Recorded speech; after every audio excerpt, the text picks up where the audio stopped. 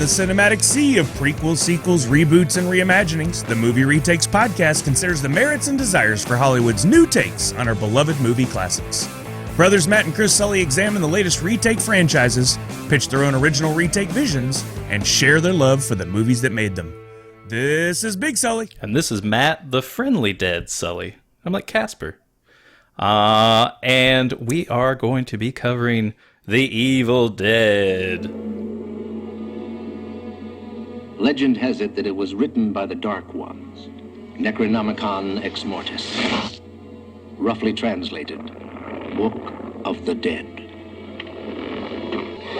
It was written long ago, when the seas ran red with blood. It was this blood that was used to ink the book.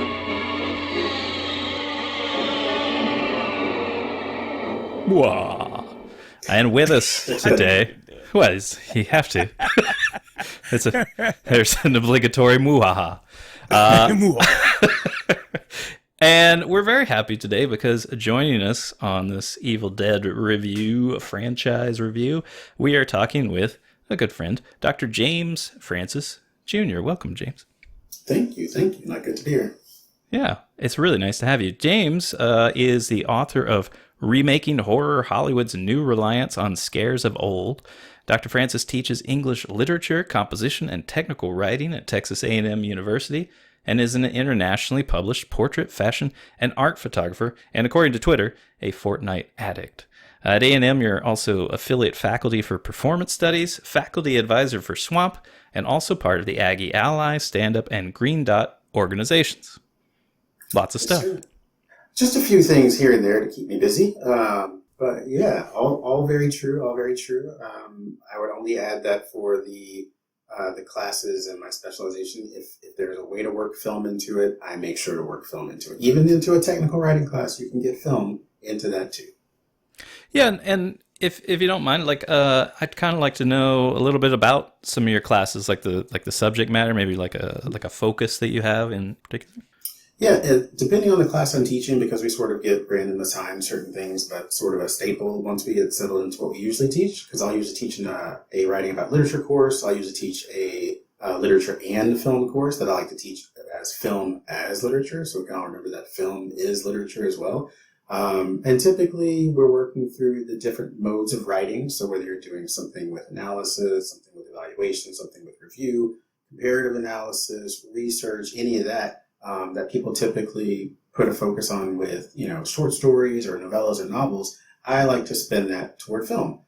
Sometimes shorts, sometimes feature lengths, maybe even documentaries if we're doing something that way, geared that way too. So anything I do that can be channeled into using film as a focus for it, or as an apparatus for students to learn from, is what I do. Typically because we are much more exposed to film and television as people, so it's something that we are typically more at ease with, and people think that makes it super easy because everyone watches film and television, so you know everything.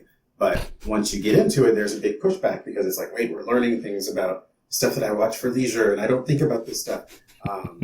So, I take it as a compliment when students leave the class at the end of the semester saying, I'll never watch television the same again, or I'll never watch movies the same again. And they usually say, not in a bad way, but now I've got this critical eye, and I think about things more. And I'm like, that's good. But it also, geared toward making sure that they improve their writing skills, their critical thinking skills, research skills, and all that nature. So typically that's what I do. And if I can make it a full focus on horror films, which is my specialty in movies, that's what I do. But I usually have to do a temperature check on the students to make sure that they can handle it and that they're okay with that kind of stuff. They can handle the blood.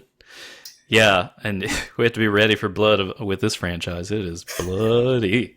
As if I weren't already too self-aware about how my writing skills are, you're going to bring in a doctor, a professor that focuses on horror, and I got to write a pitch to go against him this week? Yeah. I think I'm going to go ahead and leave, and you guys just finish this up. He's the ringer. I was going to use that Brought word. in a Exactly. ringer. You nailed it. I didn't tell you there was money on the line for this one. Oh, man, I'm so hosed. But it's a perfect fit. You're right. So he is a horror fan and author about horror. Could you tell us a little bit about your book, Remaking Horror? Sure. And I mean, I'm a kid who grew up in the video store, and I grew up watching mostly only horror films. And when I didn't know what to pick, I was usually going to the video store with my mom, and if she saw some wacky cover, she would, in a giant VHS box, of course, she would say, "This looks interesting," and it was always like some demon's hand coming out of the bed and grabbing someone, and I would go, "Mom, you think that? Okay, sure, let's watch it." So that's where a lot of that came from, other than like my dad when I was older telling me things like, "Have you heard of this new show called The X-Files?" And I would say, "No, what is that?" And so that's how I got into horror, mostly because my parents, who will now not watch horror films anymore, but whatever. And so when I put this into work as a professor, I was happy to see that I could integrate it into my classes. And when I was getting through my master's, I was working on my dissertation, and it was originally about folk and fairy tales, because my other specialization is children's literature, but how that it sort of parallels into horror, and how most of the stories we know for kids came from adult stories that were told in French salons and things like that. And so there was a horror side to all the folk and fairy tales that got watered down and turned into, Disney films with Happily Ever After. So I wanted to do both of those and talk about things, because you can talk about House of a Thousand Corpses by Rob Zombie and how it's an Alice in Wonderland tale, down to the details of her wearing the blue and white frock going into the rabbit hole and coming out, etc. So that got me thinking about wanting to make that my dissertation and turning it into a book. But my dissertation director said, "We have no idea what to do with horror. I don't know. You're sort of on your own, so we can't really help you out." Really? So I changed my focus, and I changed my director, who was a film professor. And I said, "I'm going to do horror. Is that okay?" And he said, "Sure." And so my focus narrowed into looking at remakes, because it was something I was noticing that was ramping up more and more and more. And then starting to spread outside of horror into other genres, and really affecting them, for people saying, "Well, that's an easy cash cow. Let's just remake that from the 50s." Mm-hmm. So I wanted to chronicle as many horror films that I knew and could research that had been remade, and find out what the effect was, what the differences were, see if I can get some interviews with people. And so that became my dissertation. And then not too long after graduating, I worked on turning my dissertation into a book. And you have to make some changes when you go from dissertation to a book, to make sure it's not too much but more sort of research. I got some good interviews. I got to interview Robert Englund. I talked to Bruce Campbell. So I got some good people in there to talk about remakes and what was going on with them. And the only thing I ever tried to, in my head, claim for myself as a pat on the back was, I think this is the first full-length book about horror remakes. No one else is really writing about it. And then after that, everyone else started writing books about remakes.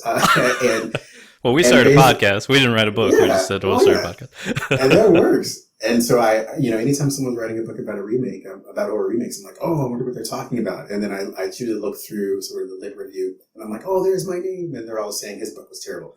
And it's like, oh, I didn't say I was going to, give you some theoretical perspective on film. I said, let's talk about the remakes and what the differences are. Yeah. And I had always planned on doing a sequel to the book. Which would be sort of tongue in cheek, but perfect. There have been so many remakes that I just said, everyone else have at it. So that came out in 2013. I thought of the title Remaking Horror, and then I worked with the publisher, and they said, what about this as a subtitle? And I said, okay, it's kind of hinky, but Hollywood's new reliance on scares a lot. I was like, who talks like that? No one talks like that. But that's the full title of my book. I still love it. It's my first book. I'm working on my second one now, which has nothing to do with remakes. But we'll see how that goes maybe next year. So again, you brought on someone who wrote his dissertation and a book on remaking horror films, and he's talked to Bruce Campbell. I feel like I'm being edged out here. Like, am I going to have a job after this week, brother? Are you trying to tell me something? Meet your replacement.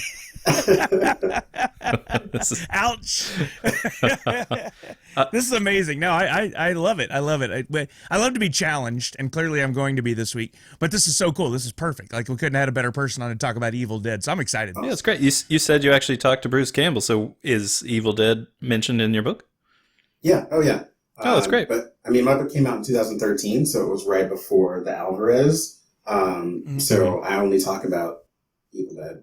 Oh, cool. Yeah, there's been so much. Well, since Evil Dead 1 and 2, and then sort of the state of remakes and reboots and things of that nature. Nice. Yeah, if you want to be real meta, you would just your next installment would just be rewriting the same book over. Just a new cover on it. Yep. It could happen. It could happen. All right, well that's awesome, man.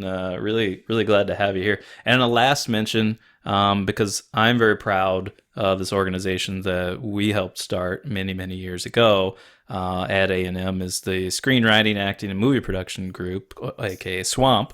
No, it's not about swamp wildlife or anything like that. Might have thrown a few people there. But that is still going, and you're an advisor for them as well. Can you talk a little bit maybe about the state of SWAMP and what they're working on right now? Yeah, so I mean, SWAMP is screenwriting, acting, and movie production. I think at one point when I wasn't at A&M, it had switched over to screenwriting, acting, and media production to be more encompassing, but we brought it back to a focus on just movies. And this is something, Matt, you're the OG. You helped start the organization. I came in, I don't know when, and maybe it's like the first year or so. I think it was pretty early. It feels like it was only, like a year maybe after it started or something. You were like near the end of that first year. I feel like you were pretty early on.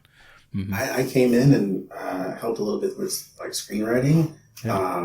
And back then, like, I think we were talking earlier about this, we sort of did what we could, because we were at a school that didn't really have a big focus on film, and we were just interested people who wanted to do it.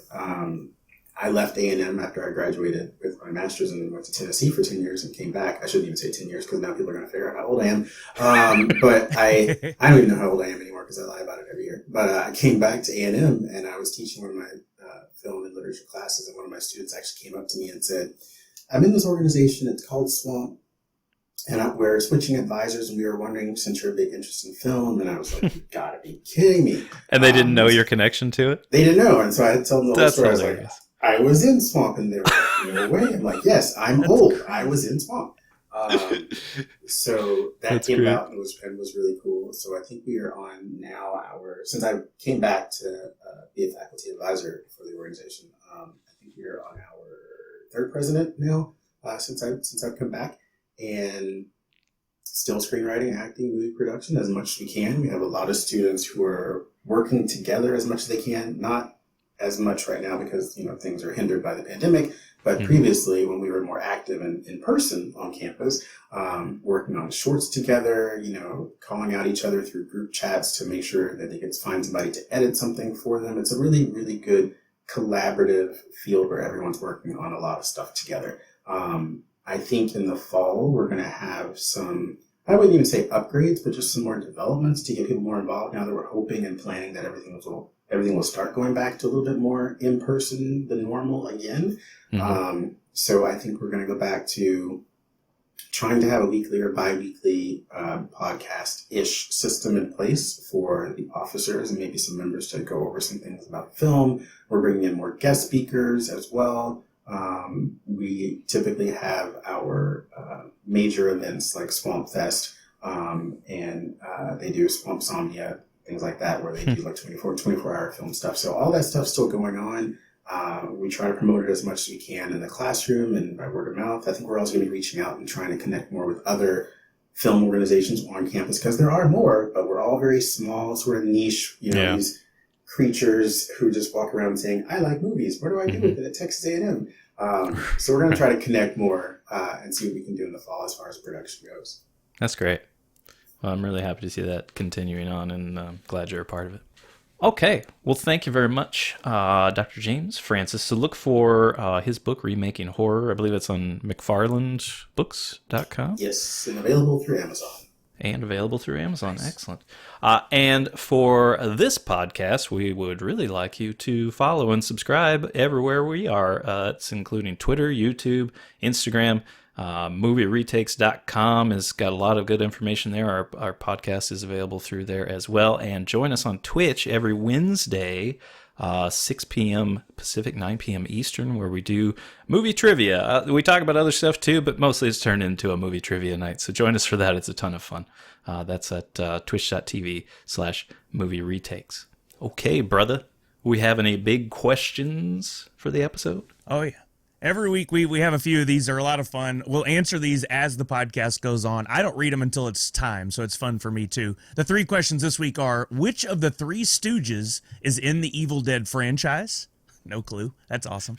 Which author and fan convinced the production company to finance Evil Dead 2? I actually know this one through my research.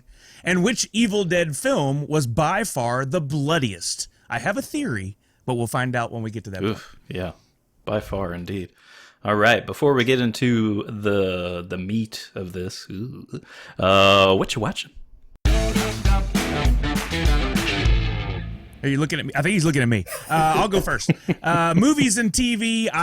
Ted Lasso is back. It is absolutely one of my favorite shows, and honestly, I think every episode's better than the last, and I now have such a respect for Jason Sudeikis, who's a great comedic actor, but also is doing drama like I didn't think it possible. Amazing. Doing such a great job. First episode of What If from the MCU, which I've highly anticipated for months now.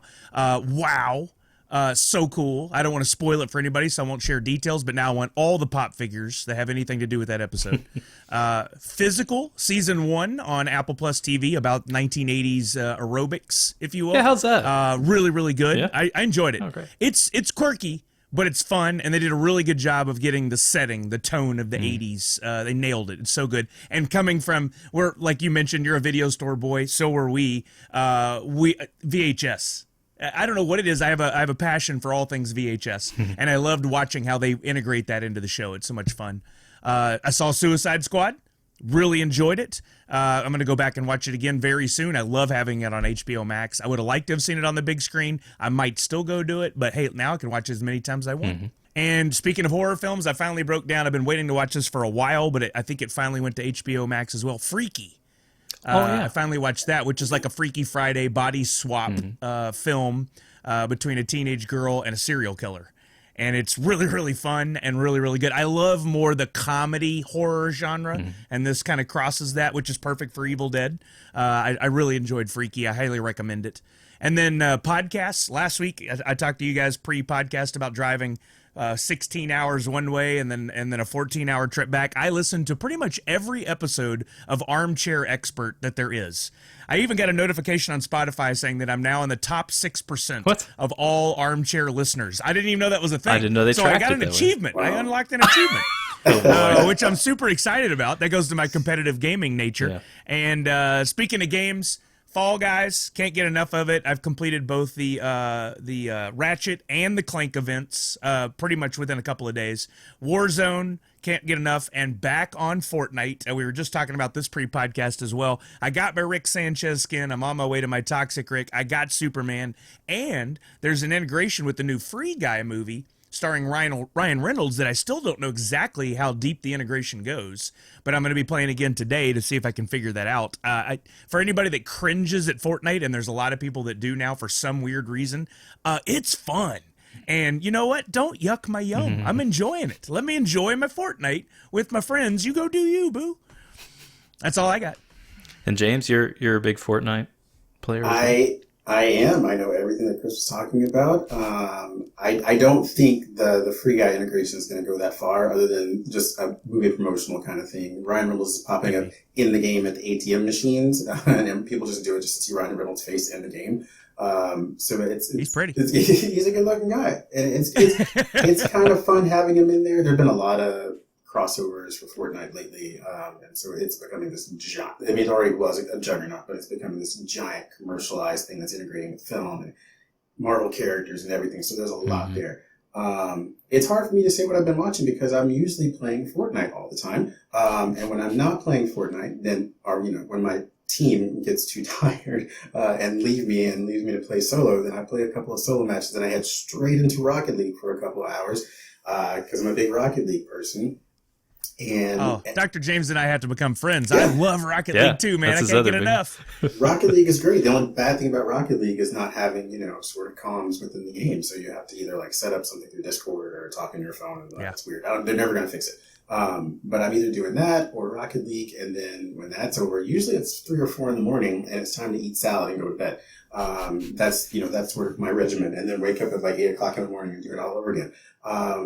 I have been watching a lot for research because I'm working on a second book with a co-writer for next year. So we've been watching a lot of horror films, but they are all horror films that are also musicals. So I've been watching horror film musicals for a very long time this year. And every time I think we're done finding one, we find like 3 more. Recently we were watching The Legend of Beaver Dam, which is a short that was created by the same people who made Stage Fright, the horror film musical, which I love. I love Stage Fright the musical. The horror film, that's also a musical. So we've been going back and watching Little Shop of Horrors, Sweeney Todd, which I avoided until this year. Somehow, I don't know how I got away from Johnny Depp and Sweeney Todd until this year, but I never wanted to watch it because that was at the point in my life when I was saying, Tim Burton, Johnny Depp, please stop making movies together for at least 5 years. I'm with you on Please take that. a break. And Helena Bonham Carter, I love you, but stop making movies with them as well for at least 5 years. My sentiments exactly. But I watched it. And I was like, this is it. I liked it in comparison to a lot of the other musicals that we have been watching.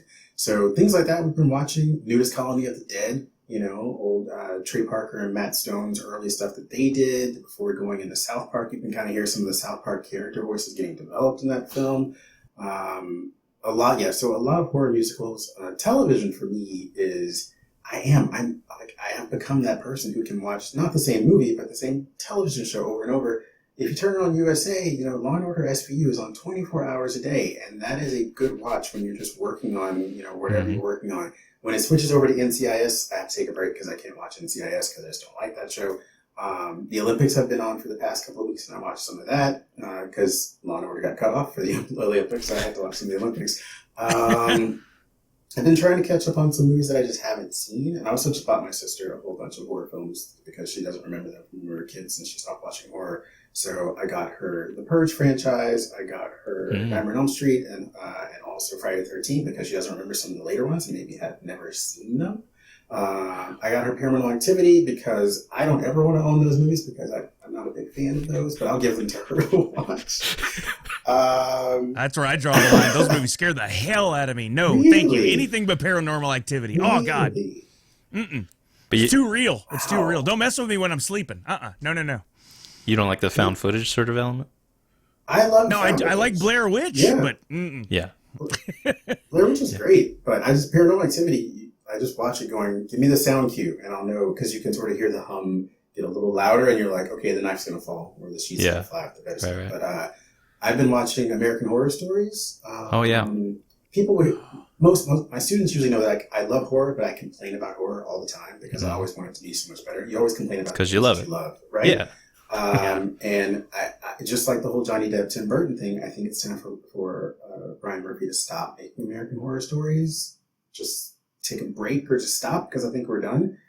These are very episodic, and they come almost like in pairs, and they're almost referencing like Tales from the Dark Side-esque type things or Tales from the Crypt type episodes more than a unified season. So they've been interesting. I think it's some stuff that we've seen before, but I'm trying to watch it because I've skipped like the last few seasons. So I'm watching this one with fresh eyes to say, all right, Brian Murphy, give it a go while you've got 10 other shows in production and they're all on television right now too. Slow down. So that's mostly what I'm watching for television, film, a lot of horror musicals. Nothing really new. I see things new in here, but I always forget because I have a very bad memory. So I always forget the new stuff that I watch. Because I just watch it, I consume it, and say, do I need to write about this, talk about this, integrate this into my classroom? No? Okay. Well, it was a fine movie. I'll try to update my Letterboxd at some point and see what I can do from there. Oh, you're on Letterboxd too? Cool. Yeah, I've been trying to keep up with that. I'm hit or miss, like on times where I update our Letterboxd. Yeah. I'm horrible at it. I'm trying. I get Rocky. I was thinking you were talking about horror musicals, and I'm trying to list any in my head. I was trying to think of Rocky Horror Picture Show, but honestly, is that even a horror film? Like, it's really not. To me, no, but scholars will call it that, and so you have to include it when you talk about it. I think. Little Shop, I love. Like, that's one of my favorite movies. But I'm trying. Anna the Apocalypse. Did you watch that one? Yep. Yeah. That was okay. Yeah. That was the first one that came to mind for me. Yeah, it was all right. Yeah, it was It okay. didn't wow me. I can't really think of much else. Man, you really... Yeah, but that is a genre. That was the same thing I was thinking while he was talking, is like I didn't think of that as its own genre, but clearly you're finding more shorts and more films that we just haven't thought of. I'm interested in that Trey Parker and Matt Stone one. What was that called again? So you got Nudist Colony of the Dead. I'm already laughing. Great premise. Yeah. Not so good. Oh wait, there's Nudist Colony of the Dead, and then there's I forget. There's the other one too. I forget. I conflate the two. There's two of them that were made around the same time. Matt and Trey did one, and then another group of people did the other one. I might have to look it up and like check my phone just to make sure. But they're of course not the best movies in the world. They're very tongue in cheek and silly, but the songs that they do, of course, are very much songs in the tune of South Park that you could hear them do right now. But yeah, I thought stuff like End of the Apocalypse was okay. But there's movies like Poultrygeist by Troma Films, where people turn into chickens after eating this contaminated, chicken burger stuff. So there's a lot out there. There's a lot. Poultrygeist? Poultrygeist. Okay. That actually came up in one of my other podcasts' trivia one time. Oh, boy. As was this a real title or not? And I didn't believe it because I'm not a huge fan of the Troma films, but now I want to watch it. So. I've never heard of that. For the title alone, well done. Yeah. All right, cool. I watched a few good things recently. Like, I think I'm finally caught up on Rick and Morty. I was a late start on that one. Yeah. Yeah, and by the way, I only just started Fortnite, and I played Rocket League a few times, and I suck at both of them. So if you ever want to play and don't care about winning, then I'll be happy to join. Awesome. But otherwise, you can shoot me in the head or whatever. I'll be on the opposite team, an ezy kill. He likes to drive cars and do donuts while playing Fortnite. He does a lot of try that. and combine the games. I also watched the Suicide Squad and enjoyed it quite a bit. I had low expectations based on the other one. I didn't enjoy this regular Suicide Squad or whatever we're referencing that as. But this one I really enjoyed quite a bit. Watched Jungle Cruise, which I guess is probably the opposite end of the spectrum for the Suicide Squad. Great family movie and genuinely funny and entertaining. Like The Rock was just The Rock. He's just charming. And watched that Nicolas Cage movie called Pig, where his pig gets kidnapped. And it was actually a very touching drama. I did not expect that, and I really liked it. Good job, Nicolas Cage. You can make a decent movie every once in a while out of your 100 per week. 1 out of 10. Yeah. I just finished Sorry to Bother You. That's been on my list for a long time with Lakeith Stanfield. Really enjoyed that. That was cool. I also watched the What If episode, the Marvel What If episode, and I like that too. I just like the concept of taking something and tweaking it a little bit, and that's kind of fun, and it goes in line with what we're doing here too. And actually went out to the theaters yesterday for Free Guy. Yeah, you saw it? I did. I enjoyed it. It was fun. Pretty weak script, but overall just a lot of fun. And there was some Fortnite tie-ins there, so I'm not surprised that they're going to do that in the game. But yeah, I'd recommend that one. That was a good sort of fan. We took Isabel because we're like, she should start watching stuff for a little bit older kids. So it's PG-13 and she's 11, but awesome. She had a great time too. Yeah, want to make sure. Yeah, I want to see that. Yeah, I just really want to get I've been hesitant for age introducing her to a bunch of movies, but now I'm like, it's time. We gotta get her to become a movie fan because there's no doubt that's in the cards. She doesn't have a choice in that family. No. She doesn't like movies. She's in real trouble. That's right. That's a big part of Vanessa and I's relationship. We love movies. Yep. And then we watched also late on the train, Curb Your Enthusiasm. I think we're only in the second season, but really enjoying that show. So awkward every time, but it's so funny. And The Marvelous Mrs. Maisel. This was a surprise. I went into this not knowing anything, and man, it is a great, great show. Good drama, genuinely funny, and she's this the crass kind of humor was shocking and very welcome, and everybody in there is really, really great. Great casting in that. All right, so some good stuff there. We got to get into this thing. So first off, I want to. Horrible segue. Sorry, I'm usually the segue king, but I'll fix it in post. Fix it in post. I've got a behind-the-scenes segment entitled The Immortal Stooge. In looking through the cast of The Evil Dead, about 20 actors are given the character name Fake Shemp. Shemp as in Shemp Howard of the Three Stooges fame. In 1955, when the Stooges were still contracted to do 4 short films for Columbia Pictures, Shemp Howard unexpectedly died from a heart attack at age 60. To complete those 4 promised films, stock footage of Howard from the Stooges' previous productions was used, but a physical actor was still often necessary. Actor Joe Palma, who played supporting characters in Stooges shorts, filled in for Howard, his face often obscured or hidden entirely by filming Palma from behind. When Sam Raimi was filming The Evil Dead, most of his crew and cast abandoned the project after major delays. Raimi, a big Three Stooges fan, used friends and family to fill in for missing actors, referring to them as fake shemps.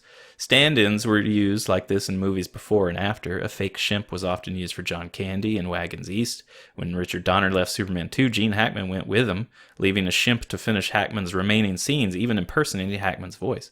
In Back to the Future 2, Crispin Glover wouldn't return for his role as George McFly, so Zemeckis had an actor wear a prosthetic chin, nose, and cheekbones to appear as Glover. Glover then filed a lawsuit against the film's producers, stating they had no rights to use his likeness. After the success of Glover's lawsuit, the Screen Actors Guild added clauses to future agreements prohibiting the use of fake shemp methods in future filming projects, unless granted by a deceased actor's estate. In The Evil Dead, there are 18 fake shemps credited. In The Evil Dead 2, there are 6. In Army of Darkness, 16. In Darkman, another Raimi film from 1990, Bruce Campbell makes a cameo in the final scene of the film. He's officially credited as Final Shemp.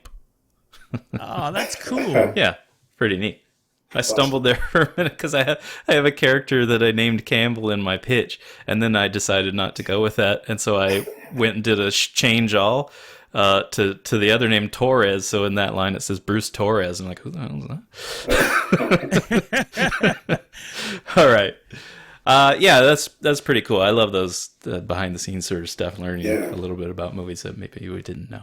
Okay, let's get into The Evil Dead. Diamond ring turns brass. Mama's gonna buy you a looking glass. Remember that song, Annie? I used to sing it to you when you were a baby. Mother, unlock these chins. Quickly. That thing in the cellar is not my mother.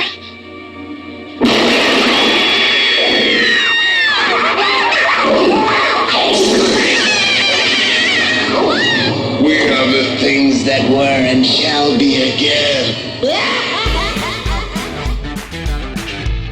5 friends travel to a cabin in the woods where they unknowingly release flesh-possessing demons. What else? What other kinds are there? This stars Bruce Campbell, Ellen Sandweiss, Richard Domanicour, I think I spelled that right, Betsy Baker, and Teresa Tilley. Directed by Sam Raimi, who also did Darkman, The Quick and the Dead, A Simple Plan, For Love of the Game, The Gift, Spider-Man 1, 2, and 3, Drag Me to Hell, Oz the Great and Powerful, and the upcoming Doctor Strange in the Multiverse of Madness. Looking forward to that one. So excited about that. Pretty good. Oh, man, it's going to be fun.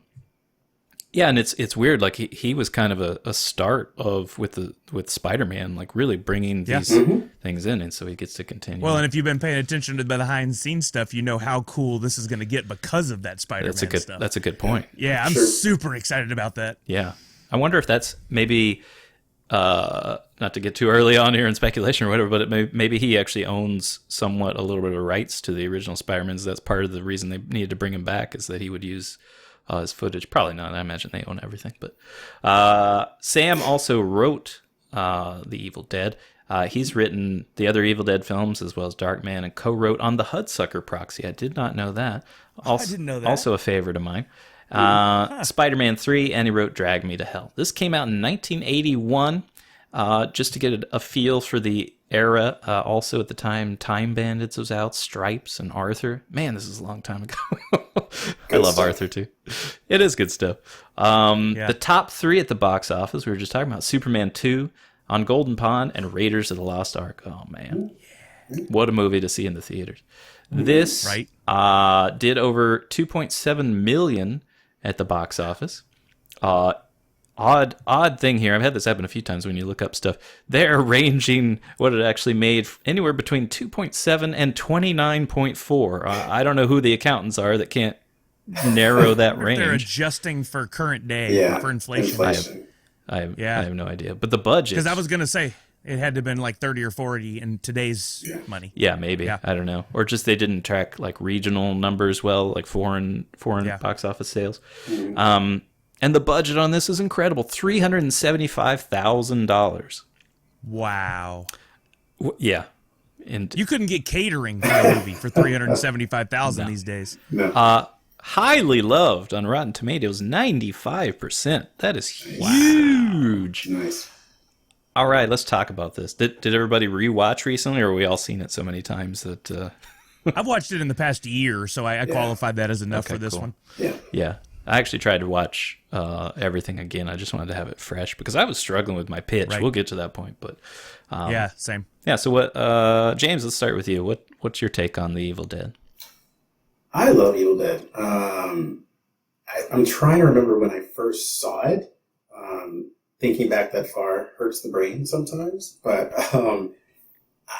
I think as someone who loved horror, but also loved the production aspect of horror, I was someone who, subscribed to Fangoria magazine and got all the monster magazines at the grocery stores when I was a kid. Right before checkout, you go to the little magazine aisle and get all the horror magazines, show all the creature effects and stuff.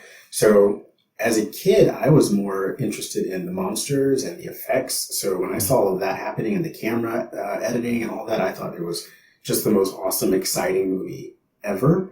I was like, okay, the story, we know there's always Latin. Don't read the Latin. So it's like, there's Latin, there's Deadites, there's Bruce Campbell, there's all this stuff going on. And that was all, it was really cool, but I was just taken on this big journey when I watched it of where the camera was going and how it was getting there, the cuts that were going on. And granted, as a kid, I wasn't using that language yet. I wasn't saying, oh, well, this cut was really great. But I was saying, oh, look at the way the camera moved, and that was really awesome. Using more big, generalized words. But that's what intrigued me the most about Evil Dead when I first saw it, was just the way that it presented itself. It moved and functioned differently than any other horror film that I felt I had seen up until that point. And I'm an old schooler, I grew up watching It's Alive, the Coen film, and It's Alive 2 and 3 and all that stuff. And all the movies that sort of hung around the time of Evil Dead.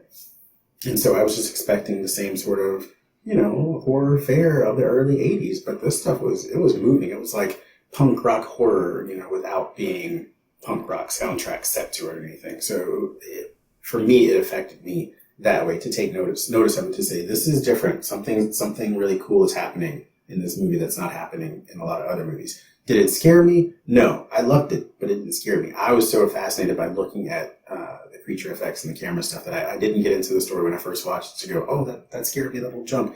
So yeah, I love Evil Dead. I mean, I have been a fan of it forever and will always be a fan of Evil Dead. And there's, when we talk about the others, I'll tell why I like the Evil Dead series so much, but for part one, I love it. Yeah. Okay, cool. Brother? Yeah, I got to agree. You said a lot of the things I was thinking. I'm not a filmmaker, nor have I really studied it, but the more I watch films, the more I pick up on. And honestly, I had not watched one in a very long time. I can't remember seeing the whole thing until this past year. And it turns out I'd never seen two until just now, which we'll talk about in just a minute. I thought I had not. But watching one, the camera work is what just blows me away. I just love the different take of him rushing forward with the camera at points and speeding up the film and slowing down the film and just doing some different things with it that gave it this vibe. And I love the idea of punk rock horror. I'd never heard that terminology before. I just loved it. It's such a fun film, but that one, and you say it's a fun film, I do now because it's part of that entire franchise. Watching it by itself, it's a very serious, bloody film. There's not a lot of comedy in that first one, if any. It really starts to rear its head in 2 and then so on.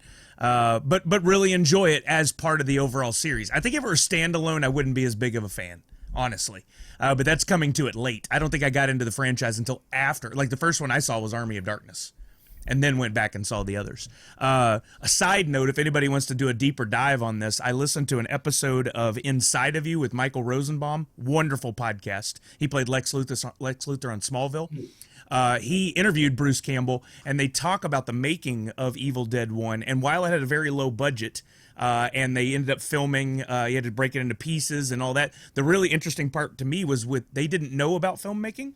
And when they went to actually get this film on at cinemas, they had filmed it in a way that needed to be converted to show at cinemas, and they didn't have the money to do it. So Bruce Campbell went to his dad, who put their home on the line and got a mortgage, or a second mortgage, to convert the film. What a gamble, because there's a lot of money for his family at the time. And he talks about that all in this podcast, and now to become one of the most iconic films in horror history, and to have made, whether it was $3 or $30 million back in that day, what a great gamble that Campbell's dad put on the line for him. And now look at these two; they're just pillars of the movie genre, of the horror genre, and of all movies. It's just amazing that there's so many stories surrounding that first film that made it so iconic. So anyway, go listen to that if you get a chance, everybody. You'll love it. And James, I want to hold you to this because we have our own rating system here. But how many stars would you give there? For the first film, if we're going out of five, we do 5. 5, yeah. Out of 5, I mean, for the effect that it had, I would give it 4. Okay, cool. And you, brother? I'm gonna go more like 2.5. Okay. Yeah. Yeah, I figured we'd have a range here. Yeah. Yeah. Yeah. For me, I love and hate our rating system because it is so constraining, because I try and we stay in the genre. You know, we're very aware of what genre this is, so it's about who does this appeal to. So I'd like to give this more, all of them more, but horror is so selective. And it is branching out, just like you're talking about earlier with horror musicals. I mean, there's so many different types now that it's not always that way. But for this, I think it kind of goes back to a core sort of horror thing too, especially with the lack of intentional comedy. It's 3 stars for me. But I really like this movie. I enjoyed watching it again.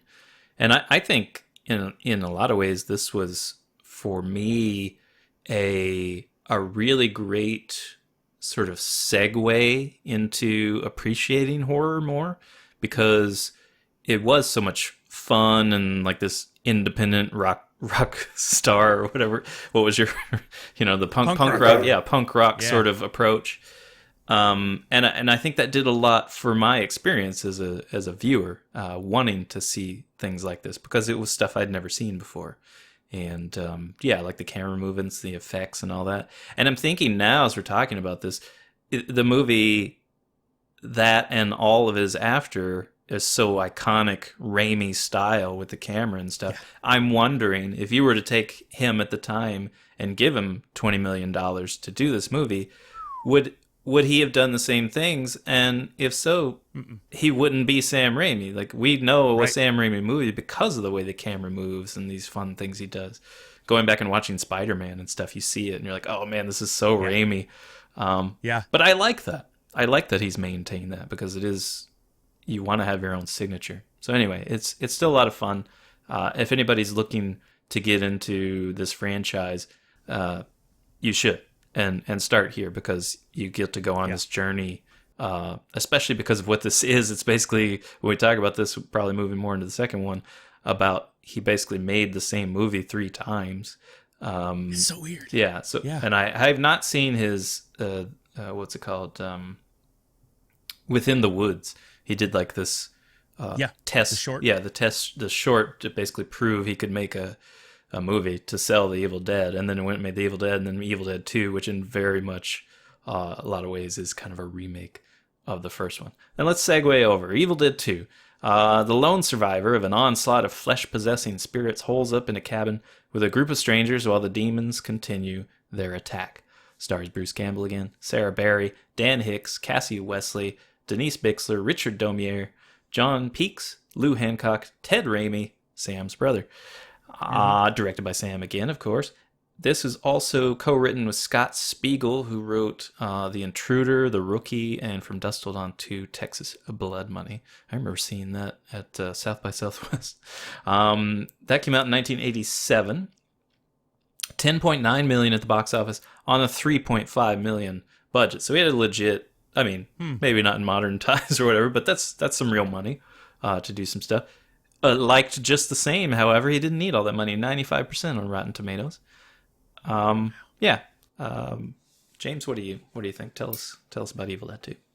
Evil Dead 2, you still get, like we were just talking about, some of those Raimi, signatures with the camera movement and stuff. It's a little bit more polished, but, because they had a little bit more money. But you can still see it. It's like if you watch Drag Me to Hell, you can still know that that's Sam Raimi. You can still know that's Raimi film, thing like that. Good to see people like Ted pop in, because Ted became a fan favorite for things like, Xena and all that stuff, so that was great. But Evil Dead 2, the comedy somehow ramped it up and made it an even more fun experience, because you were going through almost like this carnival of hell with Ash in a way.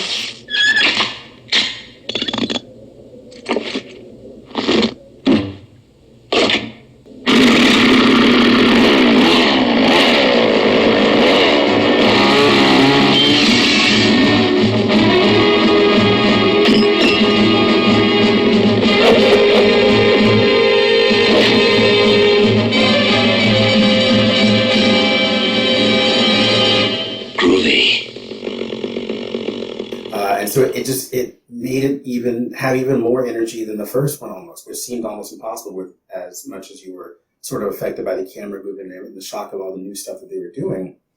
But I think the comedy ramped it up, which made it enjoy it a lot. The other thing too, and this is what I was sort of alluding to earlier, is that one of the reasons why I love Evil Dead 2 so much is because of that idea that we were just talking about, the idea of remaking the same film. And I think Bruce Campbell called it a requel. Sort of, redoing it.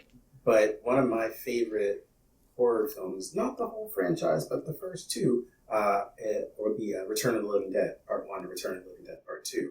For anyone who's never seen it, I don't want to spoil it, but something happens in Return of the Living Dead, Part 1, that when you get to Part 2, you just kind of say, they really did that? Okay, it works, and I like it. So when Evil Dead 2 came out, and I'm like, watching it going, but didn't they already, but is it the same thing? Okay, I like this. And it worked. And for some reason, as a devoted horror fan, I didn't go, really, we just sold out and just redid this. I didn't, when I first watched it, I didn't know all the behind the scenes, why they were doing it that way and why it was a requel and stuff like that. But I just watched it and said, okay, you added in this heavier element of comedy, and it's still got a sense of horror to it and still has a sense of scare to it, but it's funny and it's lively and it's keeping me entertained all the way through.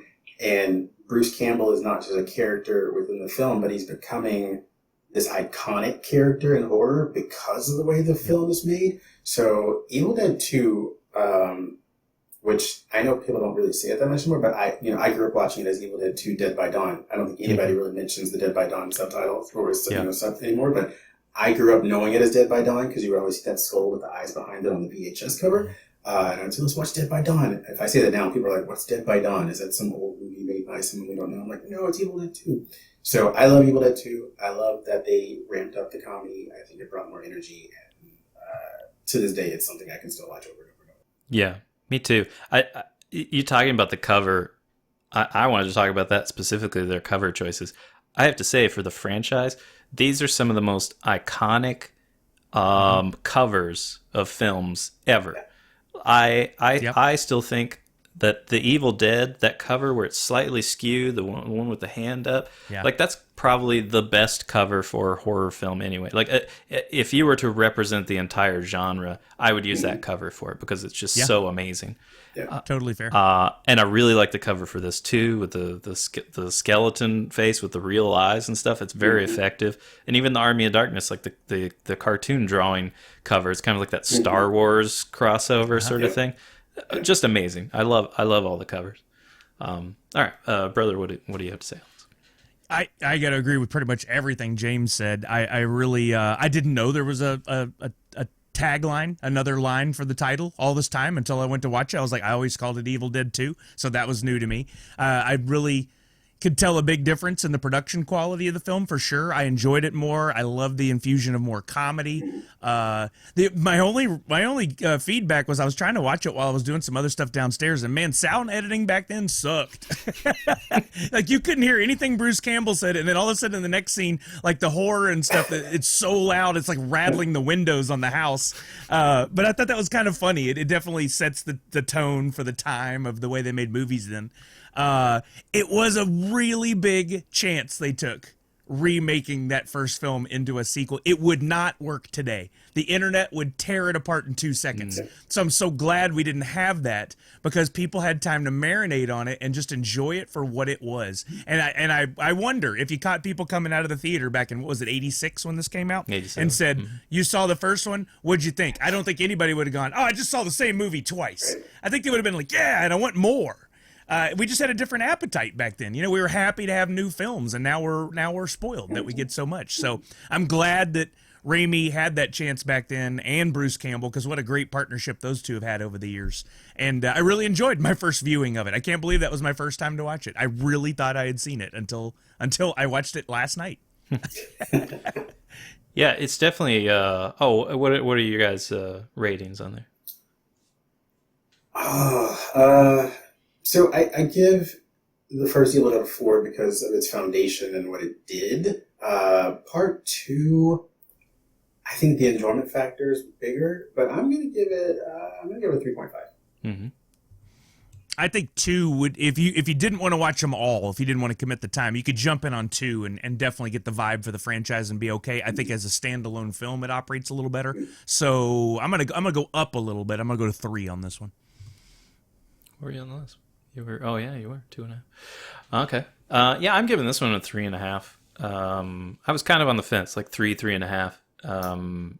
But I really enjoy this too, because it does start to introduce the comedic elements on purpose. Like, I mean, there's some of that comes across in the first one, but I don't know if it was intentional. I think Raimi's always got kind of that underlining comedic approach to stuff, like especially when we talk about the Three Stooges stuff. You see that in his things, like the bits and the gags and stuff that he does are very Three Stoogey, and it makes it a ton of fun. And you still get sort of the experimental special effects here. Like you could tell they just tried whatever, especially in the first one, but this one too, where they were just trying a bunch of different stuff. And like, well, is that cool? Does that work? Sure. And I like it all. I like seeing the stuff they tried and knowing that they're experimenting with different things. And I like the comedy. You can tell, just like James says, where Bruce is becoming more of an icon. As a character. Like they're even throwing in, they're already introducing catchphrases and stuff where he says groovy.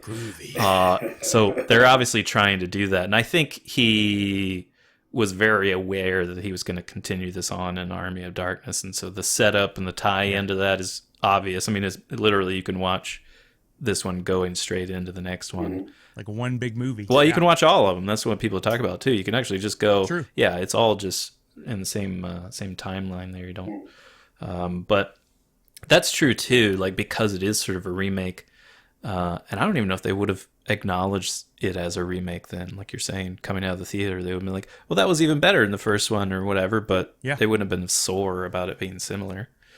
But yeah, I think as if you're coming in fresh to this, I agree. I think you could watch this second one as your first experience. Yep. And be fine with that, not feel like you're losing out. But if you want the full experience sort of that we had, if possible, going into that first one and seeing how raw it is and how much fun they had with doing things with the camera and the effects and stuff, I think you should experience that as well. It was a good movie though. It was a lot of fun. And yeah, the comedy continues, even more so, I think, over in Army of Darkness. For that arrogance, I shall see you dead.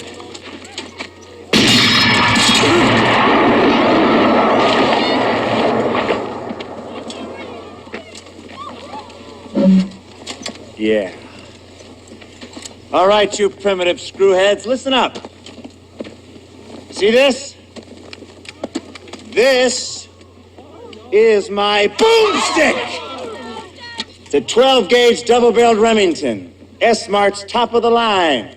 A sardonic hardware store clerk is accidentally transported to 1300 AD, where hilarity ensues. He must retrieve the Necronomicon and battle an army of the dead so he can return home. Also Bruce Campbell. Embeth Davids, Marcus Gilbert, Ian Abercrombie, Richard Grove, Timothy Patrick Quill, Michael Earl Reed, Bridget Fonda for about 5 seconds, Patricia Tallman, and Ted Raimi. Directed by Sam Raimi, big surprise. Also helped write on this, and his other brother, this is my other brother, Ivan Raimi, co-wrote on Darkman, Spider-Man 3, and Drag Me to Hell, so they collaborate a little bit on his other projects too. This came out in 92, so what are we, like 5 years later?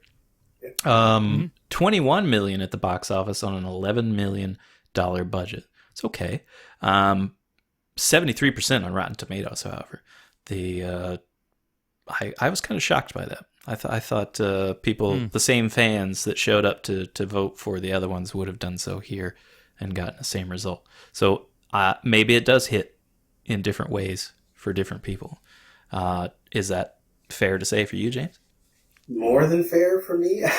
This is sort of where I step away from my horror family a little bit, because when Army of Darkness came out, I remember watching it and just going, "What is this? Why is this happening to me? What's going on?" Yeah. And I mean, I watched it and I've seen it more than once. But I can never, ever get into it. And I don't know if it's because the scope of the film changes. You know, we get away from that cabin in the woods, sort of environment. And even though the woods are giant, we still stay in that sort of locus of the cabin, or maybe getting to the bridge or something not too far from that area. And, with Army of Darkness, we've got the castle at Kandar and all this stuff going on. And I love the idea behind Army of Darkness, but when I watch it, the comedy just completely takes over. And I feel like horror is completely gone. The Bruce Campbell iconic Ash that was coming out of part 2, developing out in part 2, is like fully, fledged now. And it's like just walking around as this, I don't know, as an iconic horror character dropped into this movie that maybe he's not supposed to be in. And maybe that works well on thinking that he's dropped into this dimension, this is back in time. So maybe that works on that level. Maybe I could watch it in that way one day and maybe appreciate it more. But I've never been able to get into Army of Darkness.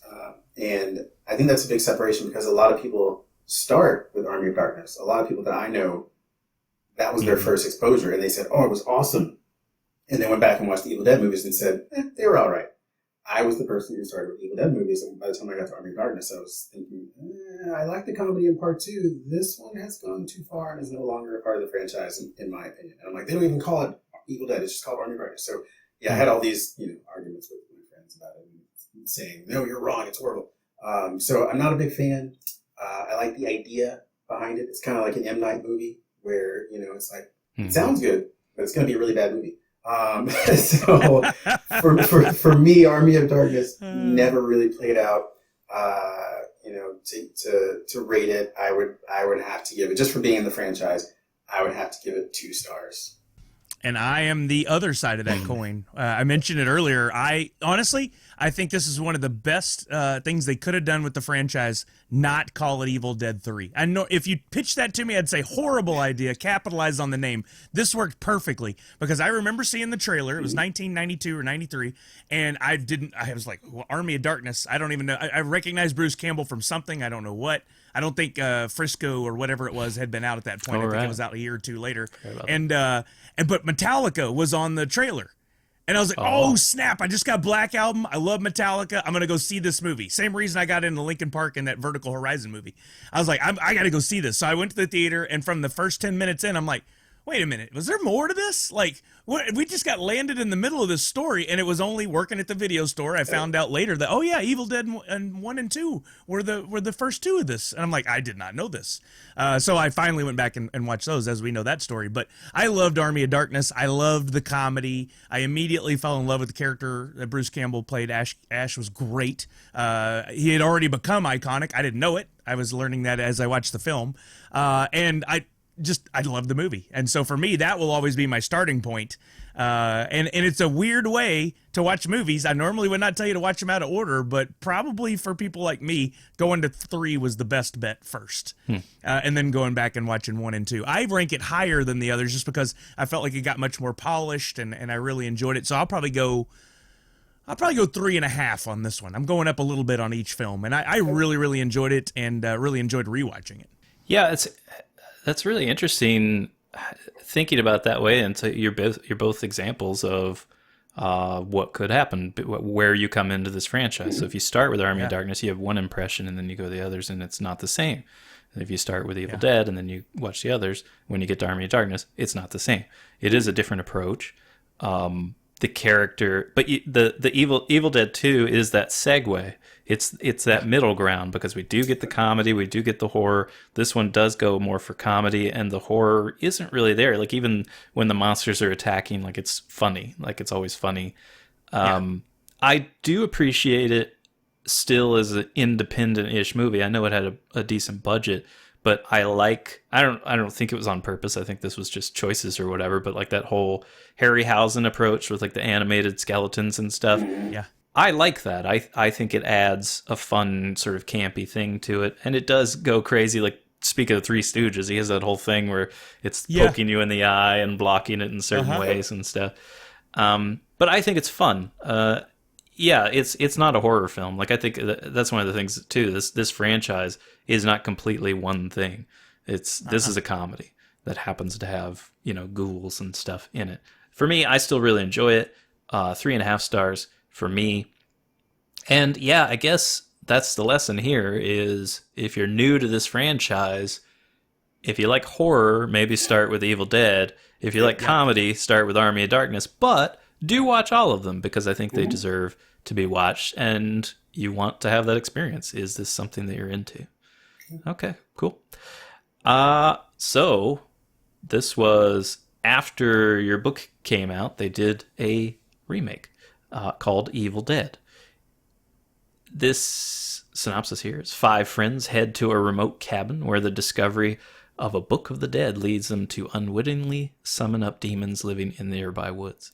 This has Jane Levy, Shiloh Fernandez, Lou Taylor Pucci, Jessica Lucas, Elizabeth Blackmore, Phoenix Connolly, cool name, Jim McLarty, and Sean Davis. Directed by Fede Alvarez, who did Don't Breathe in 2016. I like that movie as well. The Girl in the Spider's Web in 2018, and a TV series on Apple TV named Calls. Have you heard of that? I know you're watching Apple TV a bunch. Huh? No, I didn't even know about that. Yeah, and I'm not sure if it's still going on or not. But I watched the... Wait, I saw a trailer for that. Yeah. But I never watched it. Yeah, I know what you're talking about. Trailer seems interesting. Also doesn't tell me it does much. So no, very nondescript. Yeah, so it could go either way. Fede also wrote this as well as his other projects as well, and he's written the upcoming Don't Breathe 2 and a new Texas Chainsaw Massacre. Again? Yeah. Future podcast episode? That's what I was thinking. James might have to come back for that one. And co-written on this is Rodo Sayegues. Sorry about that, Rodo. Gesundheit. Yeah, exactly. Who worked on all those other projects as well. It's definitely challenging my pronunciation capabilities in this podcast. 2013 is when this came out and did way better than the other ones. $97.5 million at the box office on a $17 million budget. Now that's how you do it. Wow. That's good return. Yeah, that's nice. But not as beloved. Rotten Tomatoes gave it a 63%. That seems about right. I went to the theater to see this because I was very interested to see what they were going to do and was prepared equally to be furious and thrilled. I didn't know which way it was going to go. And I'll just jump from there just to change things up. I really enjoyed it. I gave it 3 stars. I loved all the nods that it had to the original. It was pretty much constant throughout the movie. You were constantly reminded of the original franchise. And I'm a big Jane Levy fan, so maybe that's cheating. I really like her. I find her extremely charming. And it was gruesome, for sure. There was blood everywhere. Like you felt wet when you left the theater. Thanks, Paul Rubens. Oh my, well, that's a completely different show there. But I still gave it 3 stars because I think it's very much honed in on the horror. There was no, I don't remember any comedy in this at all. What do you think, James? It gets points for no comedy from me. I saw Evil Dead as well in the theater.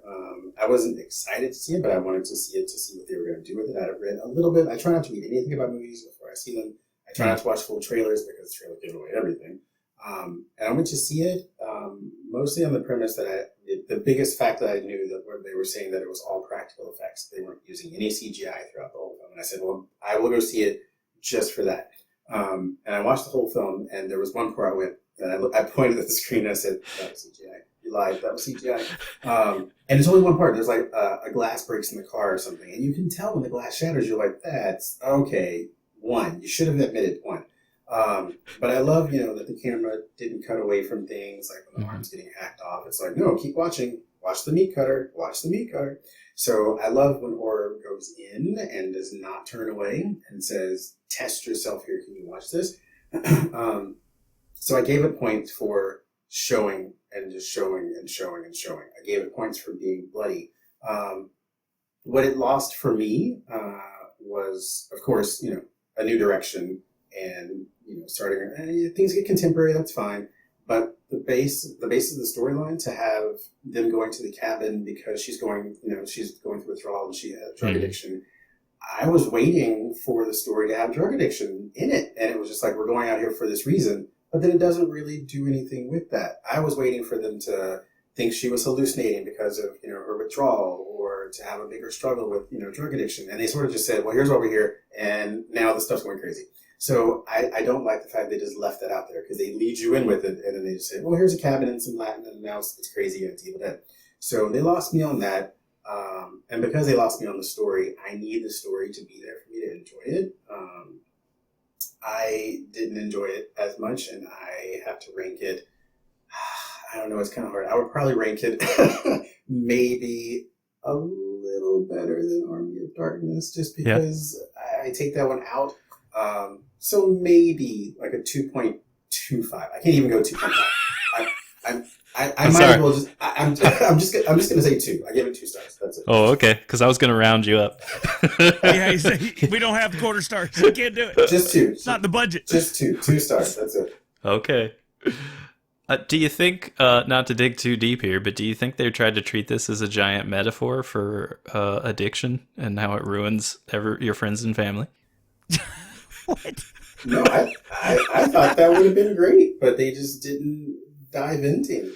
So I thought that was basically the whole experience was her going through overcoming the addiction, and basically everyone around her died, and she literally had to give up a limb to come out on top. Wow. Okay, so maybe that was too much. I don't know. There you go. I like it. I like it. All right. What do you think there, brother? Well, I hope you won't be disappointed in me. I made a decision before all this based on time and what I thought the remake was all about and opted not to watch it. Oh, no, okay. I want to watch it, but I was convinced from everything I'd read over the past few years, and I even said it in a panel for this at San Diego Comic-Con at one of my first cons, that this had nothing to do with the other films. It was just a remake. It wasn't until I was doing my research that I found out that there is a nice little cameo at the end. Spoilers, sorry everybody. So I do want to go back and watch it, but I didn't want to detract from the Raimi Campbell films. Even though they produced this one, I didn't want to detract from those, so I stayed away from it. I'm going to go watch it. Based on the reviews I saw, it sounds like everything James said is absolutely perfect. It is really just straight horror, no comedy. I did read the part about the all practical effects. They did say in what I read, and a little bit of CGI. So they've since redeemed themselves a little bit, I guess, with the warning. I want to see it. I can't give a rating fairly. That's fine. But I'll go back and watch it. Okay. Yeah, I would recommend it, but I think kind of what I was saying, what we were all saying earlier is like there's Army of Darkness is comedy, the other two are horror, and this is also horror, but a different type of horror, I think. I think it's more of what they may call like body horror or whatever now, where it's mutilation, but it's also like very in your face, where you have to experience it, and it's even though you know it's special effects or whatever, it's It's not like Saw movies. Yes, like Saw movies. Yeah. Rather than, the monster fizzles into some sort of gelatinous goo that's like hyper colored or whatever, So it is slightly different. All right, cool. And we probably won't go at length on this, but we do have to mention that there was then the Ash versus Evil Dead series that started a couple years later and went from 2015 to 2018. Synopsis for that was Ash spent his last 30 years avoiding responsibility, maturity, and the terrors of the Evil Dead until a deadite plague threatens to destroy all of mankind, and Ash becomes mankind's only hope. Had Bruce Campbell, Ray Santiago, Dana DiLorenzo, Lucy Lawless, Jill Marie Jones, Ariel Carver O'Neill, and Lee Majors. Oh man, what a great casting idea that was for Lee Majors. It was. Did you all watch those shows? James? I watched some. I never watched the whole series. I read about what happened in the finale and everything, but I was there because I was like, oh, sure, let's see how it translates to television. And once I knew Lucy Lawless was in it, I was like, well, I'm definitely going to watch it because I was a huge Xena person. Watched I have all the Xena. It's just nice. That person. I didn't buy Hercules because it wasn't as interesting, but Xena was awesome. So Lucy Lawless and Bruce Campbell together, I was like, I'm here to watch it. I think I watched the entire first season, and I just kind of thought, all right, well, that's cool. It's cool seeing them and seeing this stuff happen on television in this more, I don't know, localized fashion, working at the store and what happens in the trailer. Because I think he was living in a trailer and stuff. And I thought it was fun. I thought it was interesting. I do want to go back and finish the whole series one day. I just haven't had a chance to go back and do it yet, but I liked it. Yeah, I actually was going to all the cons heavily as a fan at the time that this came out, and they had a great presence at San Diego Comic-Con and New York Comic-Con that year, and I stood in line to have a giant foam finger that's actually the chainsaw hand somewhere. I don't know where it's at. I would get it out to show you, but I thought that was just a great, brilliant marketing tactic, and people were walking around the con with the chainsaw hands, and I was like, dude, I'm excited about this, and I watched that whole first season, and then part of the second season, and really enjoyed it. I only got off because it was week to week. I want to go back now that I can binge it all, and everything I read says the third season was the best of the three. So I want to go back, that it was more true to the films. So I want to go back and watch it. I did exactly what you did. I read up on the finale and stuff so I could get prepared for my pitch. But, man, based on what I saw, this definitely felt like a good blend of Army of Darkness and Evil Dead 2. There was more of the special effects horror without the stop motion or CGI. There was definitely a lot of comedy. Bruce Campbell as Ash had become that iconic person, even to people in the film. It had become meta almost. I love him as that character. I mean, he'll always be that character to me. And he finally got a chance to just play him full out again like he did in Army of Darkness. And so I'm mad at myself that I didn't finish it. I'm definitely going to go back and watch it all. Yeah, I thought I had finished it, but then I was looking into season 3, and I guess I hadn't gotten through season 3. But I was a big fan. I really enjoyed it because I thought it... speaking about the differences of Army of Darkness and Evil Dead, I liked it because I felt like it returned to more of that Evil Dead feel, where it was, gross and bloody but funny as well. I didn't think it was too much one way or the other. I liked all the characters. I thought it was a lot of fun. Lucy Lawless is always a welcome addition to any cast. So was Lee Majors. He was great. But yeah, everybody was great. It was a really fun watch. I think it was a big mistake to cancel that. I just don't get. It was. I don't get. You could have gone on with that show for a long, long time, and even changed characters. It could have passed on to like different main characters or whatever. But In one of the things I read said they had planned 5 seasons. That finale was actually just the season ending of 3. They didn't make a separate finale. Oh, and we would have seen the next 2. They had it planned out already. So, I'm surprised that Starz did that because it seems like everybody was getting into it in season 3. I think if it happened now, I mean, it's only been 3-4 years. I think if it happened now, they'd continue it just to give it a chance to have a proper wrap-up. We've learned a lot about TV via streaming over the last decade, that's for sure. Speaking of which, I think it actually is all 3 seasons are available right now on Netflix. So if they're on Netflix. Yeah. Yep. So if you do want to go watch those, and you should, and I'm probably going to go do that after this. I'm going to go just start from the beginning because I really enjoyed those first couple seasons. So I want the full experience. Shame it was canceled, but to get 3 seasons of something, that's enough to watch. Okay, it's pitch time. pitch time. Pitch, please. Neither of us ever remember who went first on the last one. I think you went first last time. So I'll go first this time. You go first. All right, I'll tell you right now, I put this together and I struggled a lot, and I feel like I'm missing an element. And I'm saying that because I want James to critique me afterwards. I'm scared to death of what he's going to have to say. But I feel like I'm missing an element. I'll tell you what that element is afterwards, but let me start it off. I'm a big fan of continuing on. I don't like, and especially with this one, I feel like a reboot would be like the 15th reboot of the series, so why do it? So I'm going to continue on, but knowing that Campbell has basically said in public for the last 3 years, I'm done with the character, I got my own little idea for this. Okay, so I'm titling it Evil Dead Aftermath. There's only one director that makes sense for this. I don't care what anybody says. Sam Raimi has to come back. It's the only way that makes sense.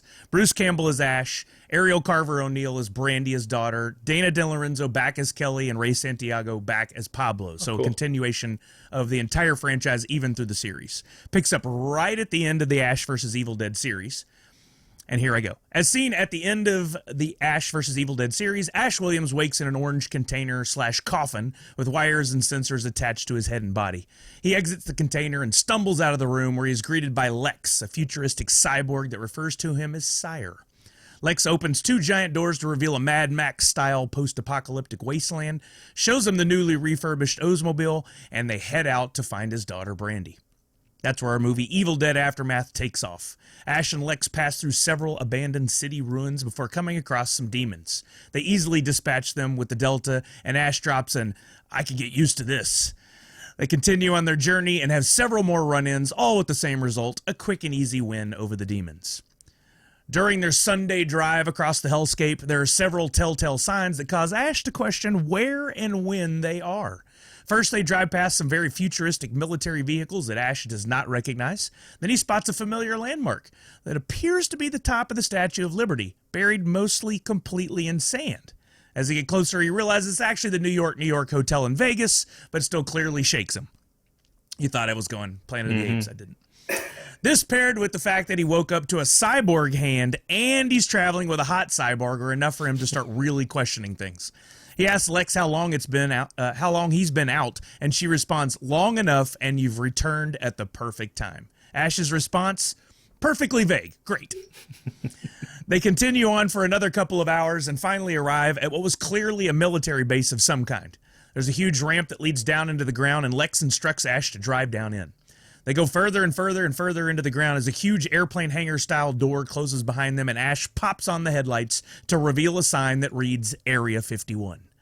They drive for what seems like an hour and come across another set of giant doors that open just as they arrive. Several silhouetted figures walk out to greet Ash and Lex. As they come into focus, Ash sees that it is his daughter Brandy, accompanied by Kelly and Pablo.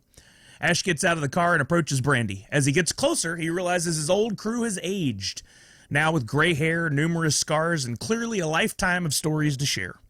He hugs Brandy, and we see that his face goes from emotional, proud dad to confused, shaken Ash. He leans back, with Brandy still in his arms, and asks, "What's wrong?" Brandy looks at Lex and then back at Ash. "I guess it's time to explain everything." As she utters those words, the camera zooms out and begins to circle the group. Ash's appearance goes from a 63-year-old man to a young, lean Ash from the original Evil Dead movie. A Brandy voiceover reveals that Ash has been in the container for nearly 40 years. His body had been badly damaged, and he had been rescued by the Knights of Samaria. Over the last 40 years, the remaining scientists of the world had worked on 2 things: stopping the demons and trying to bring Ash back from near death. The end result wasn't what was originally intended. Instead of fixing Ash's body, they had performed a near miracle by providing him with control over a cyborg of himself. He could control it with his mind. What nobody expected was that Ash would be tricked into believing that this was his own body. The camera cuts to black and then back to the white room from the beginning of the movie. Ash's body is still in the orange container and the cables are attached to his head. Ash has never left the container in the room. Instead, he had been awakened and had triggered his cyborg self. We cut back to the hug to see cyborg Ash close up. The audience can clearly see now that a different actor is playing Ash, but the mannerisms, movements, and the snark are all very much still Ash that we have loved for the last 40 years. Ash thinks about it, shakes his head a bit, and then shouts, "Wait, am I fucking indestructible now?" with a huge smile on his face. Brandy replies, "Well, basically, so long as your brain is in that container and connected, we can always put you in control of another cyborg if needed. And thanks to all the advances in technology, you've got some pretty cool upgrades now." That's when we find out that Ash still has a chainsaw arm. He can do like a transformer thing, and a new boomstick with basically unlimited ammo. Ash is brought up to speed by his old crew, heavy emphasis on the old part, on the events of the past 40 years. The Knights of Samaria took them all in, and turns out they've been using Area 51 to fight demons for some time. They've always been right there, behind the scenes, helping Ash and the crew fight off evil. When Ash was crushed inside the tank, the KOS took them all in and retreated to Area 51 bunkers. Over the years, the old leadership had died off, and now Brandy was in charge. She knew that the only way to defeat the evil in the world was to bring back the Chosen One, and had worked tirelessly to keep humanity alive long enough to see his return. Alien tech, science, and lots of ammo had gotten them this far, and now it was time to take the fight to the gates of hell. While Ash had defeated the Kandarian demon at the end of the series, he wasn't the only one. There were, in fact, 5 Kandarian demons, and the remaining 4 had been destroying every inch of humanity for decades. The KOS had finally located the Kandarian demon's lair, which they began calling the Gates of Hell, and now that Ash was back, they could attack. That's when Ash interrupts with a, "Wait, you waited on me? One good-looking cyborg god to attack 4 of these giant bastards? I mean, I'm more badass than ever, but 4? Brandy and the crew led Ash to another set of bunker doors that opened to reveal an army of cyborgs and upgraded people who are preparing for battle. The army marches on to the Gates of Hell and battle ensues. In the middle of the battle, we get a perfect Army of Darkness poster moment when Ash stands on the edge of a small cliff, chainsaw at his side, and a smirk on his face, and a classic one-liner in the chamber. He shouts, "I was born for this," and returns to battle. Both sides take heavy losses, and the battlefield quickly becomes a sea of blood. Each side has a few remaining soldiers, and the Kandarian demons have been reduced to 2. Ash whistles, and the Delta drives up with Lex on the turret. What other surprises does my old friend have in store? As he rubs the dash and revs the engine, he aims the Delta at the Kandarians and punches the gas. A few seconds and a whole lot of explosions and fire later, the demons are toast. Ash and the crew look out over the wasteland, and Pablo just points off into the distance. Ash turns to spot some actual giant gates. I thought you just called this the Gates of Hell. Are you telling me there are actual gates now? Ash and the crew head off into battle again as we cut to the credits. That's awesome. Thank you. I liked it. I could visualize it, but I didn't have. There wasn't a particular thing to fight. There wasn't a particular need for him to go back into battle other than it's what we expect as fans. That's where I felt like I failed. I needed to add that in there. But I feel like if we're continuing on with the popcorn fun of Army of Darkness and Ash versus Evil Dead, like, let's just jump in and have fun. Yep. And so this could serve as the last 2 seasons if they decided to pick up the series, but more so, I think just one big movie would be a great way to finish out the Ash legacy and hand things off to a different actor who could play Ash from here on out. We don't necessarily have to see him, really. Mm-hmm. Yeah, it could segue into if they brought back the series or something too. Yeah, but I think that's a lot of fun, especially that he's a cyborg, or well, I guess he's just a robot. A cyborg, he's partially in there or whatever. But True. That means he can do anything. Like if he, the action has no limits at that point. Like he can do anything ridiculous. The notion that he has, he can do that. This is my slight nod to the Fast and Furious franchise in that it just keeps getting crazier and crazier and crazier until we're in space fighting these things, Yeah, that'll be next. Ash versus aliens. All right, cool. That was good. I'll go next. Mine is entitled Evil Dead Ashes to Ashes. Stars Karen Gillan as Ashley, Guillermo Diaz, he was Scarface and Half Baked, if you remember him, as Skelton, Noah Jupe from A Quiet Place, the brother or son, as Merle, and John Leguizamo as Torres. Now, I don't normally go for huge directors here, but I thought it'd be fun. I kind of want Sam Raimi too, but at the same time, I want to get away from that. So I'm actually doing James Gunn here for a director. So bit more on the action side, with some good blood in there too. But yeah, it should be kind of a fun action horror film. As the camera sweeps over a post-apocalyptic ruin, a landscape of blood and fire, dark figures moving in the shadows, we hear the voice of a female narrator. We don't know how it started. That wasn't our story. All we know is human life is dwindling as Earth is overrun with demons and ghouls and the reincarnated dead. We scavenge, we fight, and we mark the days before we're taken by evil. Our story begins in hell, a.k.a. Michigan. A trio of travelers are searching through an S-Mart for canned goods when they hear a noise. The leader, a young woman named Ashley, looks over to her two male companions, Merle and Skelton. They both shake their heads, not knowing what made the sound. They quietly round the corner where a young couple has set up camp in the middle of the store.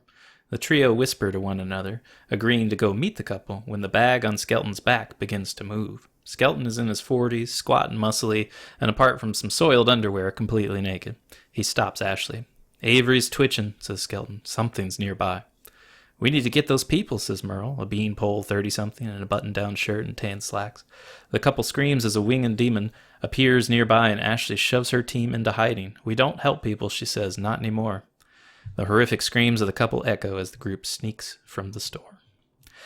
At their own camp that night, the group debates Ashley's compromised ethics and their point of survival if they won't help others. "How are we supposed to win this war?" asks Skelton. "We don't," says Ashley. "This is it. Humans are done for, and if we try to be heroes, we're done for too." As the campfire burns, the group is silent. Ashley sharpens her knives, Merle writes in his book, Skelton whispers into his mysterious bag. The next day, the group is scavenging again when they are attacked by the S-Mart couple from the day before, except now the couple is possessed.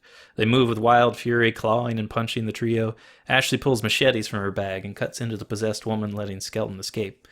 As the women fight, Skinny Merle's running from the possessed man. Skelton dumps a pile of flesh from his bag and slips it over his naked body like a suit, pulling it taut with leather straps sewn into the flesh. The face on the second skin moves its eyes as Merle rushes into the fight. He punches and kicks with new force from his skin suit. Ashley buries her machetes into the demon woman, pulls more knives from her bag, and stabs them into the woman's eyes. The tide is turning in their favor when a large ghoul charges near. On his back is a man with a chainsaw and a shotgun, shooting and cutting into the giant troll-like beast. The beast kicks Skelton aside, then falls onto the demon man, crushing him. The chainsaw-wielding maniac plunges the chainsaw into the ghoul, both screaming. Ashley is screaming too, the demon woman holding her to the ground. Merle opens his book and reads an incantation opening a vortex, but it's too close to the group. All of them start to get pulled into the vortex when Ashley gathers even more knives from her bag, stabbing the demon until she looks like a pincushion. She tosses her toward the vortex and the demon woman is sucked in, but Skelton is getting pulled in too. His second skin is tearing free and he holds it tight with one hand, gripping a shelf with the other.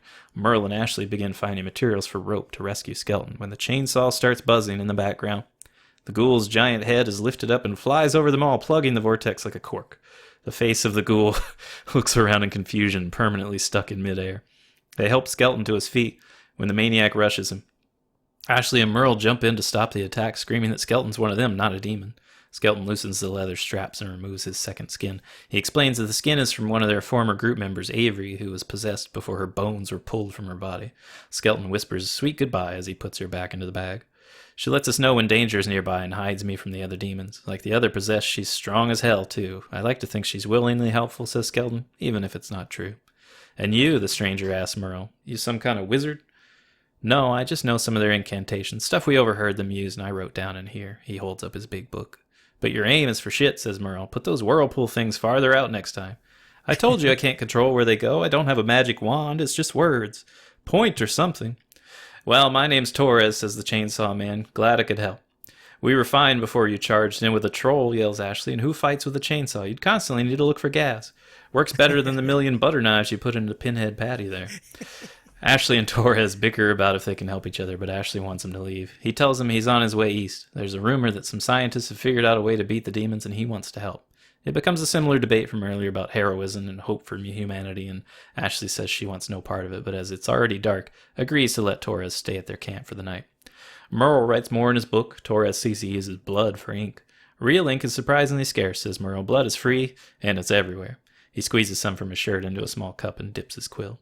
He explains that the book is a detailed record of the various types of evil they've encountered, along with strengths and weaknesses, as well as incantations some of the greater demons use to bring the dead back to life or summon other demons.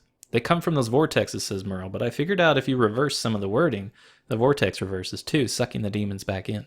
Unfortunately, it's not just the demons that get sucked in. Learning their language could help us defeat them, but Ashley doesn't care much about that. I'm not sure why she even fights anymore. Because I don't want to die, she says. That's it. Why does there need to be anything more to it? Because life has to mean more now, Torres says. There's too few of us left. If we're not fighting for each other, then we may as well take a long dive off a short pier. In the morning, Torres is gone, and the trio head out, discovering a community of people that seem to be thriving in the chaos. The small group is low on food and decides to partake of the community hospitality, making some connections with the other survivors through shared stories of where they were when the evil came and who they lost along the way. We learn about Ashley's loss of her family and then her friends who were slaughtered after trying to rescue someone in trouble. Things look to be going well when the community is attacked. It's an epic battle, the community folks showing what good fighters they are, but things turn grim when they all sustain heavy losses. Merle summons a group of the undead to fight on their behalf and brings back ghoulish versions of the slain community residents. In the aftermath, they realize how important it is to look after one another, how close humanity is from being made extinct, and head east to join Torres. They meet up with Torres, who they save from peril. Adventure ensues. Ashley says he's so loud, no wonder all the evil comes to him. She and her people move quietly and fight quietly. Quiet's not my style, he says, and my way is a lot more fun. They eventually make it to the scientists who have been working with the demon languages to make their own vortexes, sending people in to learn about the demon world, but no one has returned. Merle says he's seen structures inside the vortex and believes what's inside them is Earth from the past. Either way, they think the place on the other side is the source of the evil, and they need to go there to stop it. The lab is overrun. They all fight like crazy, but it's obvious they can't win. Torres falls, and so does Skelton. The scientific equipment is destroyed.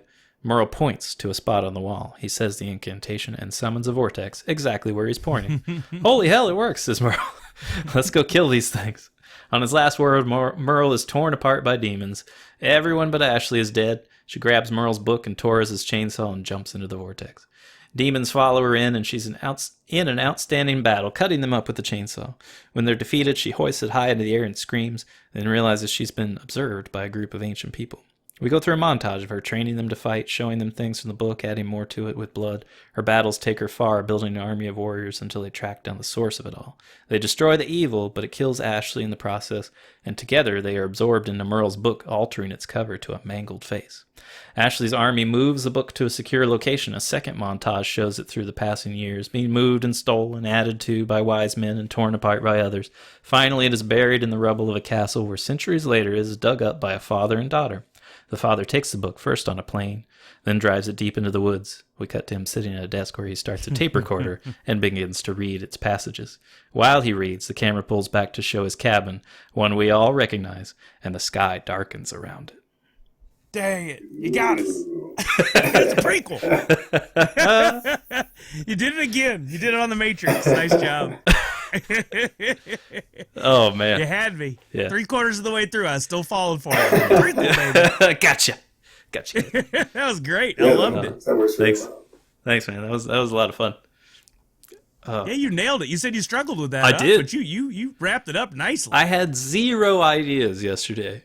Like nothing. God, don't you Nothing was coming to me, and I went for a walk, and I'm like, I could try something like that.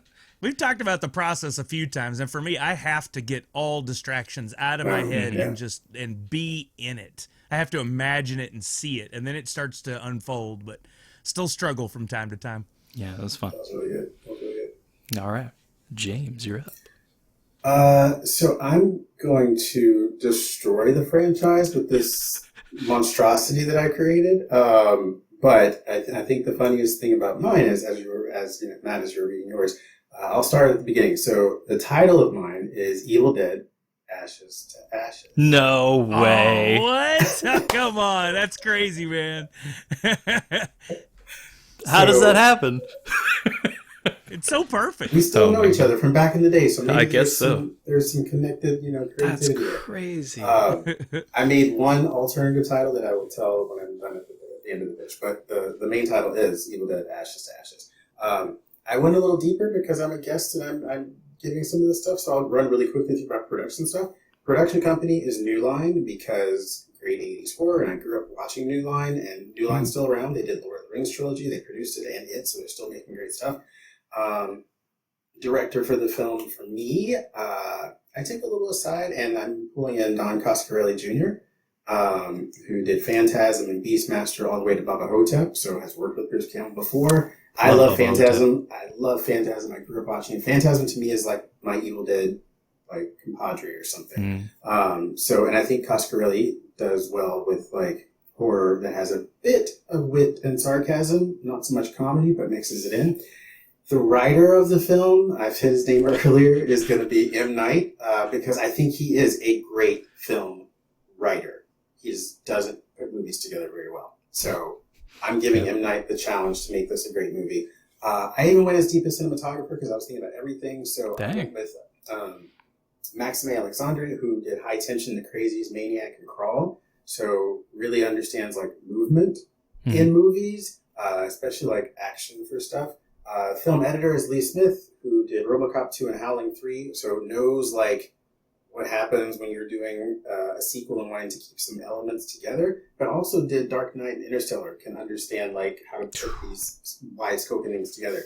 Wow. And then music, I went with, immediately when I thought music, I was like, oh, well, you know, I love that people like Trent Reznor and Tom York came out of their bands to become composers and stuff for movies, but I had to go with something that just popped into my head, and I'm going to have Sheryl Crow as the person who makes the score. Her Tuesday Night Music Club from '93 and her follow-up self-titled album, Sheryl Crow, some of the songs on those albums are the exact words of what would be happening in the movie. So I want her to re-record a couple of those and put them in as the film score as well. Special effects supervisor and the producer, Sam Raimi, because he has to have his hand on it in some way. All right. Awesome. So my characters for the film are Ash, played by Bruce Campbell, Linda, played by Betsy Baker from the original film. Also in the cast is Bruce Campbell, playing Bruce Campbell, and Betsy Baker, playing Betsy Baker. Oh, man. So it is a very limited cast. There's some other people, but there's no one that's going to be well known. That's it. It's just Bruce Campbell and Betsy Baker. This is Bruce Campbell's castaway film for Evil Dead, basically. Awesome. I gave it a little log to say, after losing a fight to a powerful demon that swallows his soul, Ash must make his way through a hell dimension for a chance at redemption. So that's good synopsis to people. Yeah. So, all right. So the film opens onto a deserted mall park, and this also is around like 2015, 2016. So I'm taking us back in time when this movie would have actually been made. It needs to be made when people started talking about doing Evil Dead Rise, the new one that's coming out. So the film opens onto a deserted mall parking lot. There are vacant cars everywhere. Rain is lightly falling from the sky, but the sound of raucous thunder signals an even bigger storm brewing. We witness a violent fight between Ash and a powerful, large, and gangly Deadite whose human form is not recognizable to Ash nor the viewing audience. Doesn't really matter. After Ash thinks he has defeated the Deadite and turned his back to deliver a one-liner to the camera, he starts to say, like I always say, the demon jumps up, its jaws unhinge, and Ash turns in disbelief in slow motion to see it just as it chomps down on him and devours his entire body. The demon completes the one-liner with groovy, with a burp. The director, Sam Raimi, on set calls cut and turns from the set action to laud the special effects team to say, I knew you guys said you had a surprise for the scene, but that was out of this world. How'd you do it? The effects supervisor comes running onto set, out of breath, to say, we got the squibs working. Sorry for the delay. Where's Mr. Campbell so we can get them all wired up? Raimi looks at the effects supervisor like a deer in headlights, gulps, turns back to the set with everyone else's eyes and the gaze following his, and to everyone's shock, the Deadite is still standing there. It's not a special effect, and it's licking at the chops. A camera operator walks toward the Deadite and zooms in on it slowly, still doing his job. The Deadite turns to the camera operator, makes a low bellowing sound, unhinges its jaw again, and devours both camera operator and camera. We, as the viewing audience, only see the mouth coming toward us before it pierces the air with, I'll swallow your soul, and engulfs the camera, aka us, fades to black, and the opening credit sequence begins. Now, Bruce wakes in complete darkness to Mia from the 2013 film, asking for a fix because she's still addicted. She speaks in riddles to explain where he is, none of which makes sense, but doesn't seem like a dangerous person. Bruce asks her how he can get out of this place. She laughs uncontrollably, doesn't even know where he is, and creepily in a baritone tritone, because she's still possessed. She tells Bruce that he must make his way through a marketplace, an Evil Dead hell dimension, I guess we could say, of previous Deadites and humans from the original trilogy films, and Ash versus Evil Dead, if he plans to escape, which he responds, well, this all makes sense now. Thank you. You've been very helpful. Bruce leaves Mia's room or cage that she's in, and during his time, he leaves her cage to go out to the marketplace area, and during his time fighting and making deals, this takes a good deal of the movie, with some people who are trustworthy and some who are double-cross him, he learns that in order to get out of this hell dimension, this giant pit that he has fallen into, he has to pay a visit to the only person who has ever reached the apex of the pit, Alinda. Upon her reveal, Bruce learns Alinda is really Betsy Baker, the actor who originally portrayed Linda in the first film. She informs him it's just a Linda, as in one of many. This dimension, or whatever it is, tells the story over and over, often duplicating or triplicating the characters we invented. Deadites aren't exactly the brightest of demons, so they thought A. Linda was my full name, Alinda. After a while, I decided just to go with it. Bruce inquires how she got to the pit and how long she's been down there. She asks, well, when was the last time we saw each other? Bruce replies, sometime after Comic-Con 2017 or so, at a fan meet and greet at that oversized mall. Bruce's face displays his realization that it's the same mall location where he was eaten by the Deadite while he was filming. Betsy states matter-of-factly, well, I guess it's been about 3 or 4 years then. She explains how she was sucked down into the pit on the way to her car and has been trapped ever since. Only once did she almost make it out, with a flashback sequence that shows it all, making her a legend among those who were never strong enough or smart enough to even try to escape. Remember, Deadites aren't that intelligent. Betsy further reveals when the Necronomicon Ex Mortis, or the Turo Demento, was opened in the original film, dark magic seeped into our real lives and has been growing ever since, compelling us and the people in our inner circle to continue making Evil Dead films. Evil Dead 2, Evil Dead, that Alvarez reboot, and I heard that they were making another one? Bruce comments, oh yeah, Evil Dead Rise. But what about, and Betsy cuts him off to respond, not even the Deadites claim Army of Darkness. Bruce convinces a reluctant Betsy to come with him to leave the dimension. She'd gotten used to the way of life down there. As they make the journey, the old memories resurface about the past and working together. Betsy shares photos with Bruce on screen for the viewing audience. We get to see these old set photos from the old Evil Dead, and we get a sort of a mini documentary behind the scenes of those extras that she has, that she kept with her from when she was at Comic-Con. Once they secure some gear and money, etc., to make the trek, because they've got to barter with people, Bruce and Betsy are settling down for some rest, and they end up sharing what we would call an intimate moment in cinema. The journey is treacherous. Bruce loses his arm and borrows a chainsaw replacement from one of the Ash characters they run into. Comedic banter between the two ensues between Bruce and Ash. Betsy, however, kills the Linda compliment because she has nothing to offer and has the most annoying Deadite laugh ever known to anybody. Bruce and Betsy are climbing out of an endless well-like pit to reach the surface of the earth and escape the hell dimension. As they climb and engage in conversation, witty, sarcastic banter about their lives and careers, because we still have some lighthearted moments, we start to see vines and roots roping around the sides of the structure that they're climbing out of. A vine lashes out and wraps around Betsy's leg, but Bruce is quick to chop it off with the chainsaw, saying, not this time. We find out that the living forest from the original movie has one main controlling tree, and Bruce has to fight it to climb out of the pit to save him and Betsy. Betsy continues to climb while Bruce fights off the tree. He gets choked, scraped, and we see a branch go into his pant leg and wrap around to the back, before he winces to understand that the tree has violated him, just like it did the character of his sister in the original film. Bruce realizes the only way to stop everything is to destroy the book. That must still be on set, so he's fighting the tree while Betsy's still climbing. Bruce unclamps the chainsaw and launches it into the air toward Betsy, who is waiting on the outer rim. She made it out of the pit in a heroic effort to give her something to fight the Deadite with and get the book. Remember, she's climbing out to where he was originally sucked in, where the Deadite's still on set. She catches the chainsaw and holds it up as if she just pulled out Excalibur, and lightning strikes to light up the lightning sky. As Bruce struggles to hold off the tree, taunting it with, "Is that all you've got, Treebeard?" Cheryl's Crow, Riverwide, starts to play over an in-sequence montage. And just to give you some backstory on Riverwide, the lyrics are, "I spent a year in the mouth of a whale with a flame and a book of signs. You'll never know how hard I failed trying to make up for lost time. Once I believed in things unseen, I was blinded by the dark. Out of the multitude to me he came and broke my heart. When the dust in the fields has flown and the youngest of hearts has grown, and you doubt you'll ever be free, honey, don't bail on me. So all of this is happening while the in-sequence montage is playing, where we see Betsy decapitating the deadite on set. Its form returns to its human shell while everyone on set stares in shock. Time has not passed since Bruce was eaten for them. The book flies from the grasp of the deadite beyond Betsy into the sort of manhole leading into the pit. Bruce catches the book and whips out his Zippo to ignite its pages while the tree constricts his body more and more. Lighter fluid spills everywhere because it's not a good Zippo. And Bruce comments, "Wouldn't have it any other way," before sparking the flame, setting the book and himself on fire. Riverwide continues to play through that. The book's power enhances the fire, which burns itself in Bruce brighter and faster. He holds the book tight to his chest, even as he burns alive.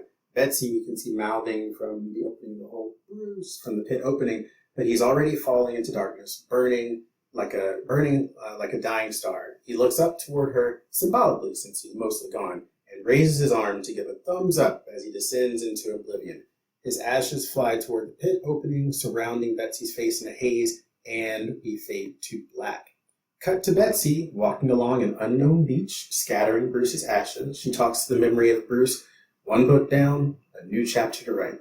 Riverwide, the song continues, saying, "River is wide and oh so deep, and it winds and winds around. I dream we're happy in my sleep, floating down and down and down. And the tide rushes by where we stand, and the earth underneath turns to sand. And we're waiting for someone to see, honey, don't bail on me." Betsy looks down, holding the urn in one hand and rubbing her belly with the other. She sighs and smiles, saying, "And I've got you to keep me company," to reveal she's pregnant. Fade to black. The end.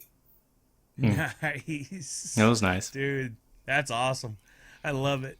Kind of a new nightmare sort of approach. Like bring it in. That's what popped into my head. I was like, what if I go New Nightmare with it? Yeah, I like that. I was thinking a little bit of Scream, where they break the wall and they're talking about making the Scream movies within the Scream franchise. Right. Or Stab movies yeah. within the Scream franchise. Yeah. That's awesome. I like what you did with Betsy, too, like giving her a moment, because she's always been the butt of like, every cruel thing that's happened. Like immediately. Exactly. Yeah. No, that was great. And yeah, I forgot, I was going to talk about that, too. It's like, how many people, I think 5 people have played Linda. Is that right? It's like 4 or 5. She's never the same person. Yep. Yeah. So that's really rewarding to bring back the original Betsy. Yeah, she's still around. Yeah, that's great. She's still making movies. So I was like, yeah, let's put her on this. Yeah, that's great. How funny. Well, now I'm embarrassed that you went so all out in assigning like cinematographers and everything. Like it's like, oh, we're barely even doing anything here. So you'll have to do that for us from now on, because I don't think I can go. From the introduction, I knew that's what James was going to bring. I was terrified the whole time, and he delivered just like I expected. It's only because that's what was popping into my head as I was thinking about the pitch. I was like, well, what did it look like? Oh, it looks like this. So stuff just kept popping into my head. And I was like, all right, I'm just going to keep going. I'm not going to go that far down and say, who's best grip or something. But yeah. Yeah. And it's interesting that Brother chose James Gunn, because I was just talking about this yesterday with some friends. Like, James Gunn is the master at pairing the perfect music to make a film. Like, you could want to watch his movies just off the soundtrack. And he does such a good job with it. Now it makes me want to start pairing music with my pitches in the future, which get ready for Linkin Park and Rob Zombie, because that's all everybody's going to get. But still, I love that idea. That's so good. It adds a tone to everything. And Matt, just so our movies don't conflict, my alternative title was Evil Dead, Ash Dies at the End. It's right there in the title. Yeah. That's good. Yeah, I like that. Great job. Cool, man. Yeah, great work. And just a reminder that James does have a book called Remaking Horror, and it is available on McFarlandBooks.com and Amazon, you said, right? Yes. Awesome. Wonderful. All right. Well, despite all these brilliant scripts, we are going to be seeing someone else's take. This is called Evil Dead Rise.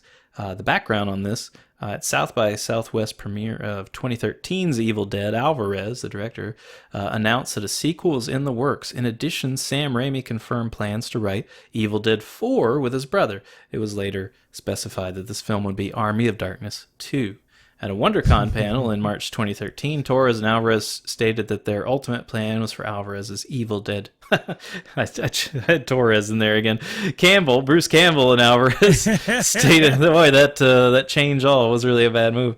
In 2013, Campbell and Alvarez stated that their ultimate plan was for Alvarez's Evil Dead 2 and Raimi's Army of Darkness 2 to be followed by a seventh film, which would merge the narratives of Ash and Mia, which is what you've done there. And I like that idea. That, of course, is not what happened. In June 2020, Torres revealed that Lee Cronin was handpicked by Raimi to write and direct the new film, Evil Dead Rise, and that's what we're going to get. It's in post-production now. Should be out in 2022.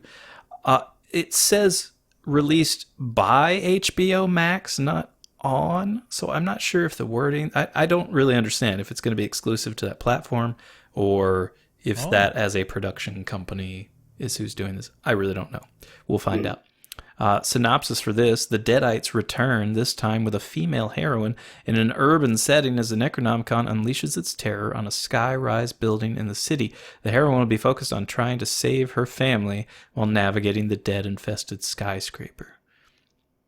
I think we've had some stuff like that before where the skyscrapers get... Yeah, I think what was that? That was Poltergeist 3 or something, wasn't it? Yeah. I hope they don't do that. I don't know. I because there's very little for us to know from Lee Cronin. He's done some shorts and a movie called The Hole in the Ground in 2019. And he is also the writer on this. So I know very little. I can't make any statements as to my expectations on this.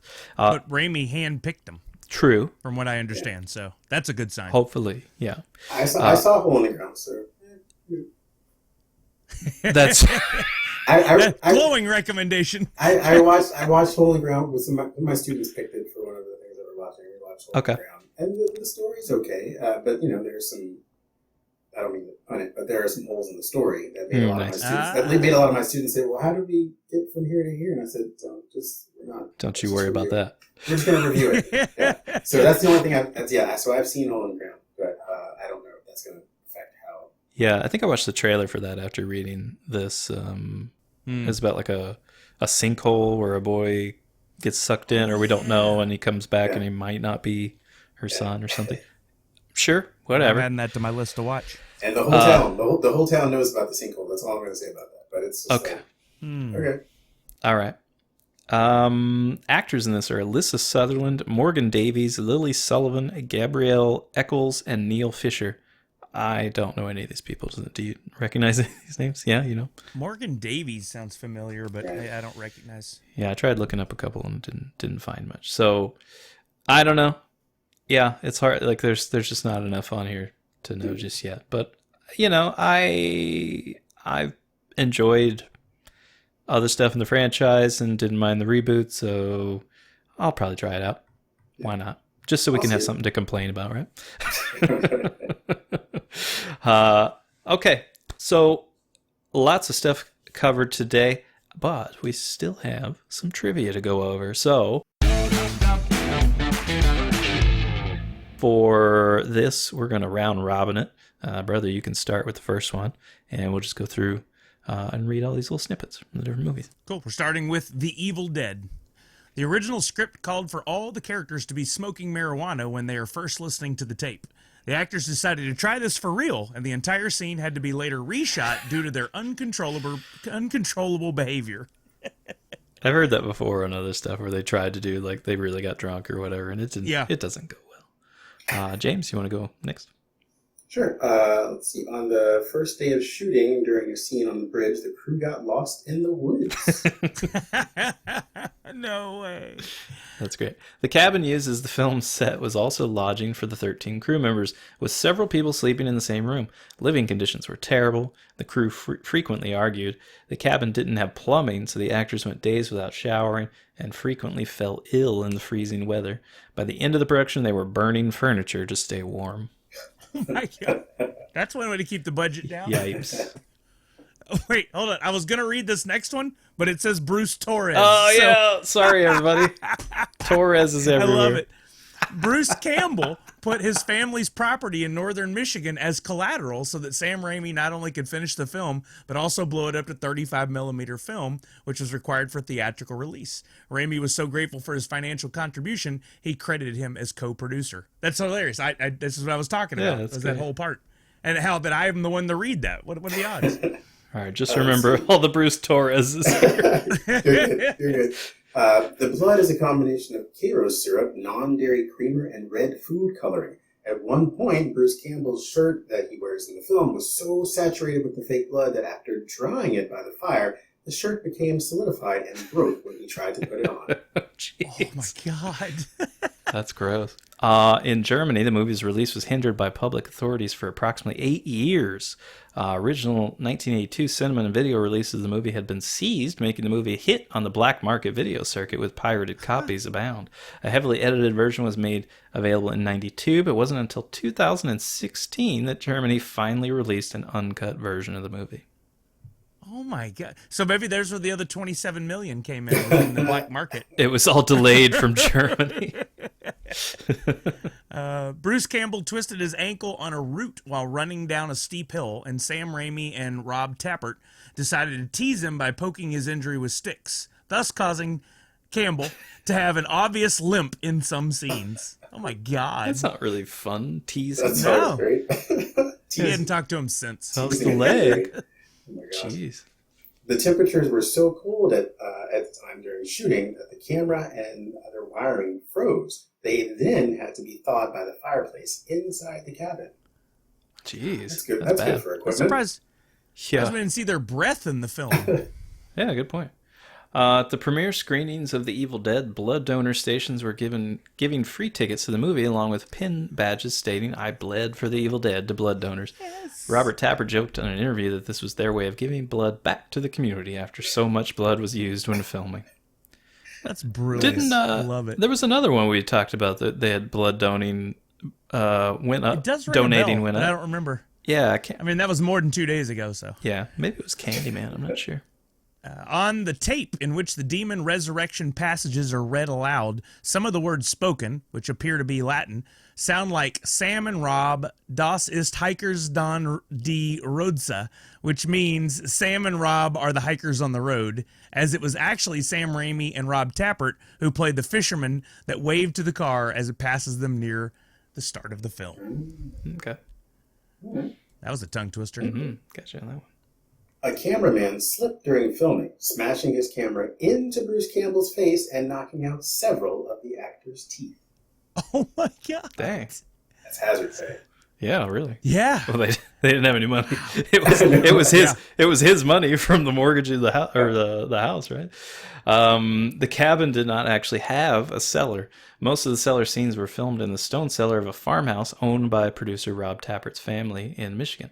The last room of the cellar was actually Sam Raimi's garage. The hanging gourds and bones are a tribute to Texas Chainsaw Massacre. For the scene where the students descend into the cellar, a hole was cut into the floor, a shallow pit was dug, and a ladder was placed into the pit. Oh my God. The voice of the professor on the tape recordings is that of American Movie Classics host Bob Dorian. Okay. Good voice for it. It was good quality too. I was like really impressed with that recorder. Production would frequently be halted when local hunters wandered into the location. Imagine they come up on a scene where somebody's being terrorized and then actually open fire. That would suck. Is that where what's that movie? Dale and Tucker versus Evil or something? Oh, yeah. Yes. Oh, I love that one Yeah. with the Alan Tudyk. Right. Yeah. Over his years as a director, Raimi's 73 Oldsmobile Delta 88, originally bought by Raimi's father for the family when Sam was 14, has played Ash's car in the Evil Dead movies, Uncle Ben and Aunt May's car in the Spider-Man movies, Annie's car in The Gift, and Mrs. Ganush's car in Drag Me to Hell, and has made cameos in nearly all of his other movies. That's cool. Dude, Wow. that is real. I can't believe that's Ben and May's car. That's awesome. For years after the completion of the film, it was rumored that the cabin was struck by lightning and burned. However, in recent years, it has been revealed that Sam Raimi had the cabin burned following the wrap of principal photography on Evil Dead. The crumbling fireplace and part of the chimney are all that remains of the cabin today. That's sad. It is. Well, this is for Evil Dead 2. Stephen King was such a huge fan of The Evil Dead in 1981 that he convinced producer Dino De Laurentiis over dinner, who was producing King's Maximum Overdrive in 1986 at the time, to have his production company DEG, De Laurentiis Entertainment Group, finance Evil Dead 2. God bless Stephen King. Mm-hmm. It was on, I think it was on their cover or something after Stephen King gave an endorsement. That was part of the the original Evil Dead cover. Rosebud, the supposed film production company, was not a real institution. Producer Dino De Laurentiis was forbidden to release an unrated movie through his own company, so Rosebud was created especially for the purpose of releasing Evil Dead 2. It was unrated? Interesting. Mm-hmm. The large demonic head Ash battles in the climax of the film, which the crew nicknamed the Rotten Applehead, was too large and cumbersome for the crew to carry back to California, so it was left in North Carolina and soon disappeared. Its whereabouts were unknown for a number of years until it was found in a Halloween haunted house attraction just outside the original shooting location of Wadesboro, North Carolina. I wonder if somebody built an entire haunted house just because they found the head. Mm-hmm. They're like, hey, let's make it a thing. I think they did. That's crazy. The zombified Henrietta was actually played by Sam Raimi's little brother, Ted Raimi. He was forced to wear an extremely heavy, full-body latex suit. North Carolina was going through a heat wave at the time. The special effects team would pour liters of sweat out of Ted's suit at the end of every day. Gross. Yuck. Oh, man. Everybody went through hell making this thing. Yeah. Not that much fun. In a visual pun, one of the books on the I don't know what that means. On the shelf that traps Ash's possessed hand is Ernest Hemingway's A Farewell to Arms. Oh, yeah, I caught that. I thought that was a good gag. Bruce Campbell completely improvised the scene where he fights his possessed hand in the kitchen of the cabin. Sam Raimi praised his performance and used the first take for the film. Dude, I was watching that wondering how he was sliding across the floor. I just assumed someone was pushing him. He did that on his own? That's crazy. That is crazy. That's awesome. That's all I remember. Freddy Krueger's glove can be seen hanging above the door of the tool shed. This was in response to the use of the Evil Dead playing on a TV in A Nightmare on Elm Street. Oh, that's fun. Ping-ponging back and forth. Mm-hmm. Wait, how's it a response if it came out later? Yeah, whatever. Now we're moving on to Army of Darkness. Just forget about all that. It's fine. Army of Darkness. Bruce Campbell says that in order to make it appear that the chainsaw was always running, tobacco smoke was pumped through a tube that was slid up his right pant leg, up his shirt, and into the chainsaw. Too good. I really love, not in Army of Darkness, but in the first two, whenever he's got the chainsaw, and it's like bent at funny angles and stuff, because it's clearly such a fake chainsaw. I love it. Yeah. I thought that was great. During filming, the Oldsmobile Delta 88 falling out of the sky was shot twice. During the first attempt, the 25-ton crane lifting the car failed due to mechanical problems and toppled over the edge of a cliff at the quarry location where filming was taking place. Fortunately, no injuries occurred because the crane operator jumped from the cab before the crane went over the edge. Oh my God. It's a little action movie going on. Now I'm thinking that wearing that fat suit wasn't so bad. Yeah, right? I don't want to be the crane operator. Let's see. The film was infamous for having 4 different versions: U.S. theatrical, European, directors, and U.S. TV. Each included deleted or extended scenes, as well as scenes that were re-edited in a different order, depending on what version the viewer watched. Yeah, I wanted to talk about this because I actually watched a version that I had never watched before.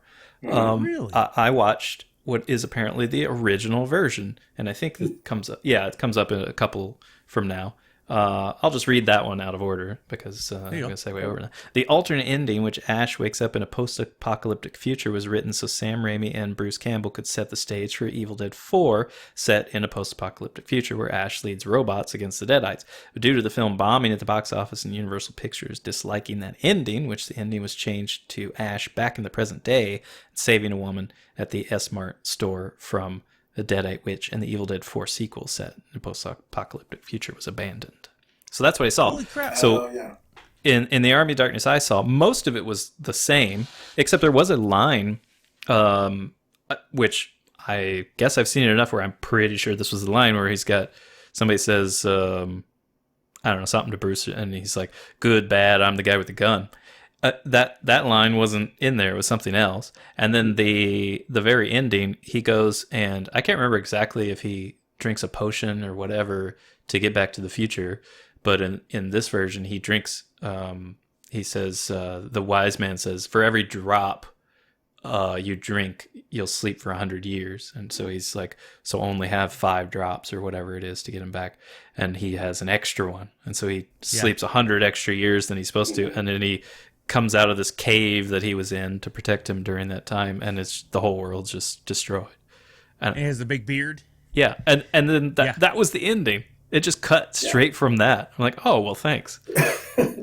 I could see why they go and reshot and had that ending with him in the store. I wonder which one Raimi recommends. Like, which is his favorite? Is the director's cut truly a director's cut, or is that just extended? You know, they throw that term around a lot. I think the redone one matches the tone of the film better. Yeah, like with him going back to the store and having the attack. Also, I like the idea of the post-apocalyptic future where Ash leads robots against the Deadites. I didn't read that before. I totally nailed what his idea was. That's exactly what they wanted to do. All right, back to up there a bit. Oh, this one cracks me up. Released in Japan as Captain Supermarket. I want that poster. I want that poster so bad. Yeah, that'd be a collector's item. That's good. The words that Ash has to say to get the Necronomicon and to get home later are very similar to the words that have to be said to Gort the robot to make him stop in The Day the Earth Stood Still from 1951. Bill Moseley, who plays the Deadite captain, and Patricia Tallman, who plays the possessed witch, starred together in Tom Savini's Night of the Living Dead as Johnny and Barbara. Oh, nice. They're coming to get you, Barbara. And then finally, we're moving on to the Evil Dead reboot from, 2013? 95% of the remake was shot in order. They did this because a lot of the film takes place in a controlled environment, and the level of blood and violence gets worse and worse as the film progresses. By shooting in order, they can throw blood on the walls and not worry it will mess up another shot where it needed to be clean. Oh, nice. Yeah, you're drenched in blood by the end of that movie. According to reports in the press, the film used 70,000 gallons of fake blood. In an interview, Fede Alvarez said they used 50,000 gallons for the final scene alone. This is compared to the 200 to 300 gallons used in the original.